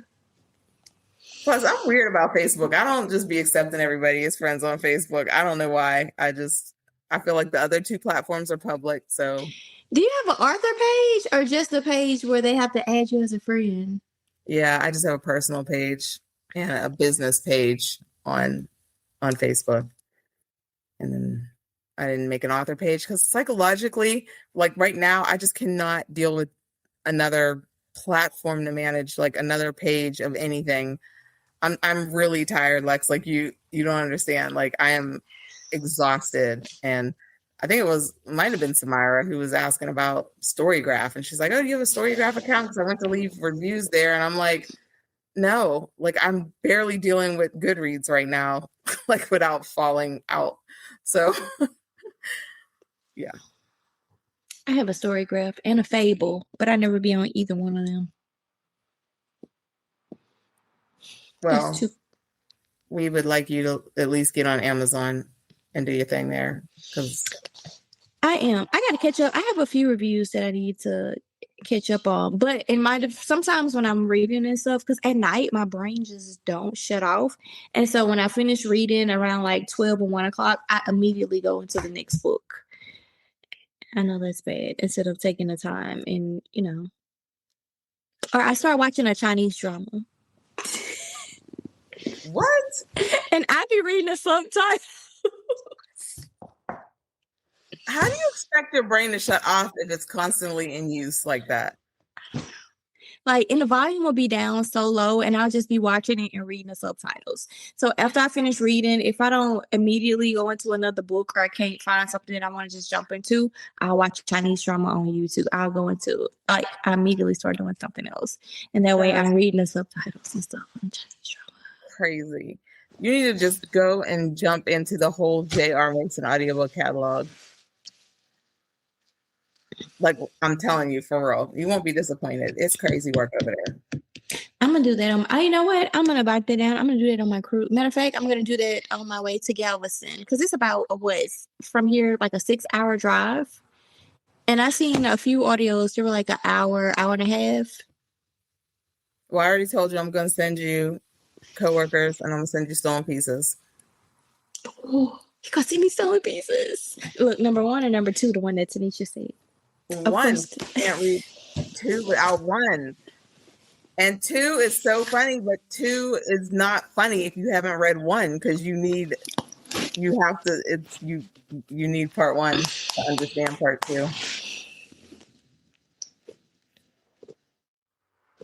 So, I mean, I'll be interested to hear if you hate my main character as much as Tanisha did. Tanisha, I didn't learn some shocking information. Well, it's shocking, but good shocking information because I didn't know you had another pen name, Miss Daisy. Yeah, she got 4 of them joints. I can't keep them straight at all. So I'll be like, I don't even know whose book I'm narrating right now. This is the title. Did I ask you if there was a certain genre that you like? Well, I know the genre that you love to narrate. So never mind. I was going to say, is there a certain genre? Yes, it is. Thriller. Yeah, I like the thrillers. Have you done horror? Mm-hmm. Like paranormal horror? Yeah. Have you done? Gilletta Shavers, her book, Dragged into Darkness. I did not know there was an audio for it. Let me tell you, that joint, I did not know. I went in blind. I did not know. So you read it? Yes. Girl. 1 and 2. The audio, bitch. The audio will just throw you down the whole steps. That shit was crazy. I was standing up here editing it after I had recorded, and it was like 11 o'clock at night. And I had my headphones on, and it was dark. And all I had was a lamp on. And I'm listening back, and child, something happened. I can't remember what happened. I just know I jumped, the cat jumped, everybody jumped. I threw them headphones off. I shut that shit down so fast. I hit the save button. I said, we are done for the night. I am done. Because that shit scared the hell out of me. That book audio is so much fun. And Progeny, I did Progeny by Kenya Moss Dime about that little demon baby. I gave birth to that demon baby in this dining room. In this very dining room, and then I was chanting something, and something came, and now it lives on the steps. Child, wait, you did the chanting that be in the books? I always skip over them. I always skip over. What do you mean? Because I'm not gonna wake up a turtle. What? You can't skip over the chanting because the chanting is underneath the audio. I'm reading the book, and it says. And then, but I have a separate track where I have done all the chanting is underneath, so you can't just, yeah. No, ma'am. I didn't really summon it. I think it lived here before when I bought the house, but the point is, you asked if I did horror. Those were 2 of the horror, actual horror books. I did not know she had a audio for it. It is worth listening to. Samara, what? Yeah. Jesus. Except Progeny didn't do that. Samira did that. You didn't see that video where I was editing the hostage and the rat came up onto the porch? I got Ring doorbell footage of me out there trying to blow it off the... it was crazy. And it just kept running circles around my fire table. I was like, oh my God, is this a rat? Is it a baby rat? Is it a mouse? What is this thing? Because that woman in the hostage had the rats. Mm-hmm. Yeah. So... House full of them. Yep. So I was like a nervous wreck. I was like, and if I open the door to try to go in the house, if it comes in the house, then we can't do that. And rats have a bunch of babies, and then The cat will be all upset. Like, Mm-mm. I'm you scared as hell to go. videos. You need to not be missing these videos because they are entertaining. How did I miss that? But I did not know you did an audio. I did not know there was Audible for a Galetta. I ain't gonna even hold you. That was scary as shit. I'm not listening to the audio. I ain't even finna lie and tell y'all that I'm finna go. Cause the book scared me. Cause I said, I told you I go into stuff blind. And I'm thinking that this is just a thriller. So when other stuff started happening, I said, hold up now. Cause wait, what? What? And then she was like, when I did her interview, she was like, my second book, I kind of toned it down because people were scared from the first one. And I'm like, yeah, man, that was me. I was scared as shit. Cause what? Yeah. I didn't know. And then you saying you did the audio for it, and then I can just imagine how your productions are. I can just imagine how you went in. Oh yeah. Mm-mm. We went all the way in. We got the Joey voice and everything. Like, it's I wouldn't be able to sleep. probably not, because I sure didn't that night. When I tell you, I hit save so fast and shut that computer down. That just scared out of me. The way I jumped, like I said, the cat jumped. Everybody jumped. The fact you scared yourself. Where your cat at? Because how a whole tornado was going off, but we still ain't seen him yet. Or is it her? It's a her. Yeah. She's just walking around now. She's here. So I don't know. I think for Halloween you should just man up and listen to the audio. I don't think you'll be Why would I disappointed. listen to? And then why would I listen to it on Halloween of all days? Why would you do? Why would you say that? Why would you recommend it? Because that's the fun part of being like afraid. No, it's not. What? Listen to it in the daylight. It'll be fine.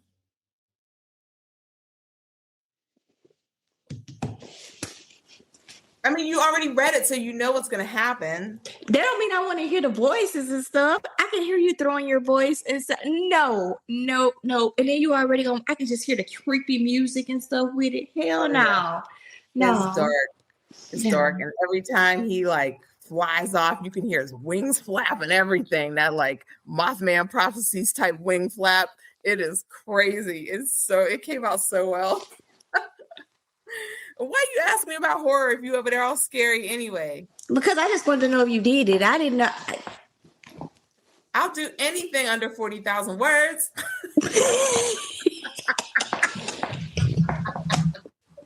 You want me to do a fantasy? Is it under 40,000 words? Say less. I got you. So as long as it's under 40,000 words and they got payment to have their money ready, it's a go. Ish. Like, don't have me all crazy with the weird accents and everything. I just did one. It was a fantasy, actually, an erotic fairy tale retelling for The Princess and the Frog. It's called Going Down the Bayou. And I actually duet narrated that with Drama Simpson. There's a lot of sex. And I was like, Drama, look, I need you to give it to me. Like, I need you to like give it to me. And he's all shy and stuff. And I'm like, I need you to not be shy. Like, I need you to turn up. But yeah, so lots of sex. And she asked me if he could do a New Orleans accent, like a Creole accent, but she never asked me. So I don't know if she just assumed that I just do everything or what. And so come to find out, I need to be a Middle Eastern woman. I needed to be a French Caribbean woman. And I'm like, what? And I have to have sex as this Middle Eastern woman. So now I have to like moan and sound like a, come on. Like, you should have told me this. What? Wait. What? So you have to be a Middle Eastern and a Creole what? French Caribbean woman. She's like 195 years old. She's, because it's Princess and the Frog. So, you got Mama Wait, Odie. she wasn't getting it on, was she? No. Okay. But she had like a lot of emotional, dramatic scenes. And it's like, it's hard enough to be dramatic in like your normal language. And, then to have to be 195 years old and French Caribbean, like, And I speak French, so that helps some, but like, damn. Oh, wait a minute. We speak French. Enough that I can pass if I need to, like, if you give me like words in French, I will sound like an actual French person. So I did all the chanting. It sounded like French. It wasn't French, all French. I went and got my instructions for like setting up a microphone or something, and I found the French page and I just started reading in French, but making it sound like a chant. I'm not gonna play with you. You got to improvise, Lex. So you read the instructions. So people who can speak French, the instructions are gonna be what?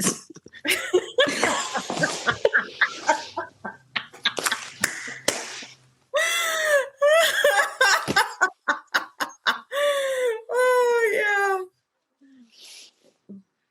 yeah. Bruh. Oh my God. I mean, I added in some extra words in there that were like just random French words and stuff, but it sounds very French.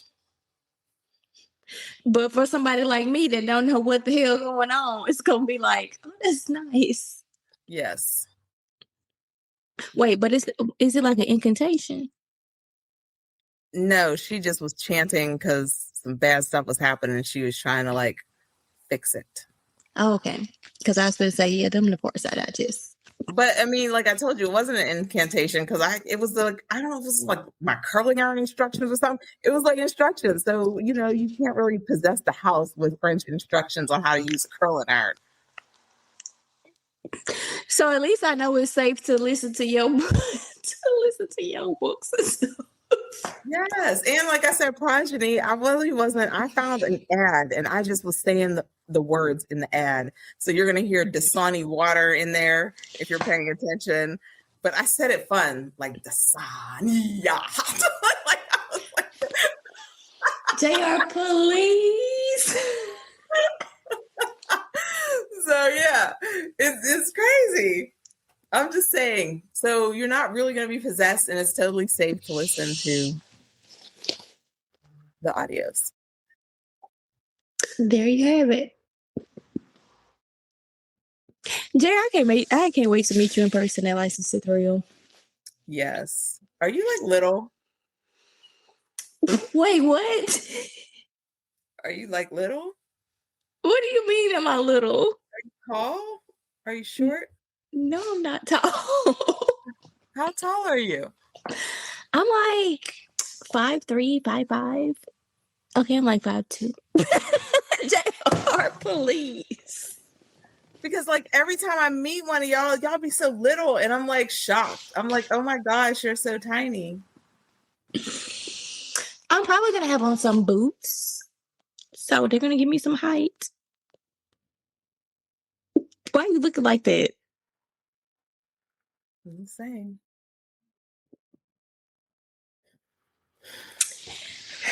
My boots are gonna give me a little height. Okay. How tall are you? I'm 5'8". 5'8"? That's almost 6 feet. Quite. But everyone's so little. I'm like, why are you so short? Yeah. Yeah, you way taller than me. Your afro is going to give you a couple inches. It is, and I want to have it. Pull it all the way, because if you pull it all the way up, then it will give you the extra height. But then if I pull mine all the way up, I'm going to be way taller than you. Look at Samar.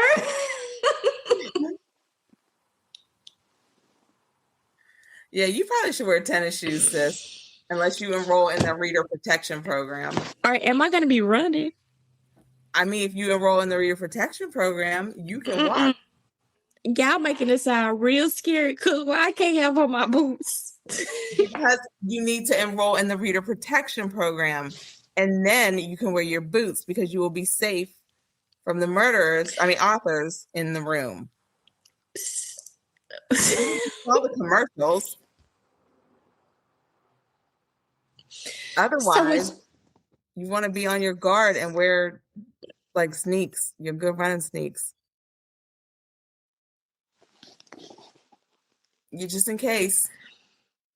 She definitely needs the reader protection program. Mm-hmm. Where do you purchase that? On License.To.Thrill.com. Mm. Because I posted that video today, and my mom was like, "Why do you keep showing up in these videos with that hatchet?" First of all, where did you? Is that a rubber hatchet? No, it's half hammer, half hatchet, and I'm going to use it in one of these books that you're about to read. Why do you have that? Wait. Why do you have that, J.R.? Why do you have a hatchet, half I hammer? don't know. It always has sat at the top of the steps.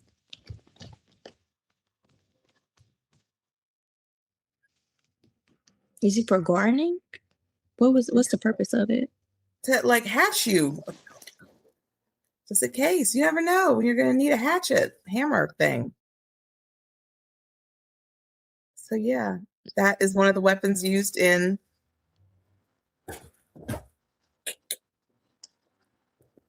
that and the ulu. And I did a video about the ulu because some people didn't know what an ulu was. I I didn't know don't know what a ulu is.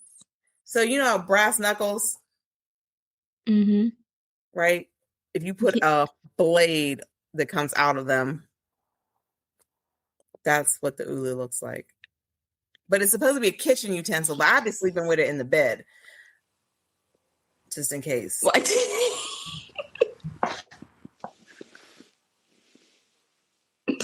Samara, please.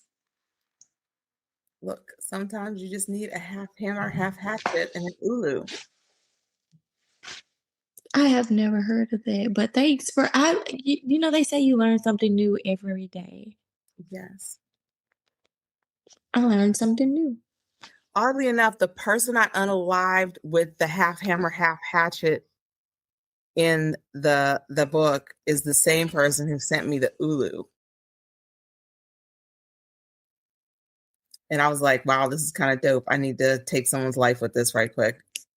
Let me figure that out. And then we added it.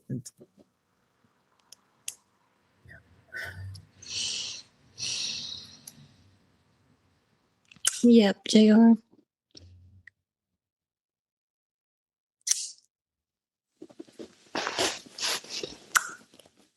It has been a pleasure.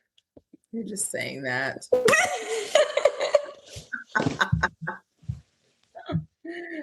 Yeah. It really has. Cause what? I learned some interesting things today from you. I hope the people who listen to this learn some of the same things that I have learned. And how to channel their anger or their emotions through writing. Yes, write a book. From neighbors to coworkers to readers To the stalker. to the stalker.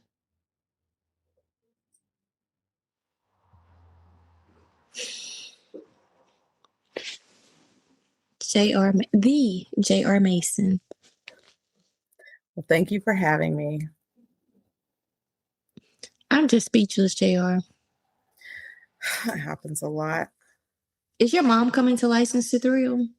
People keep asking that too. We made a video about that. How am I missing the videos? It's not posted yet. But I will be sure to send it to you. Please, because I hope to see her. You don't hope to see her. I do. I can just imagine both of you guys together. When you see the video, you'll be like, never mind. I don't want to meet your mother anymore. Oh, yeah.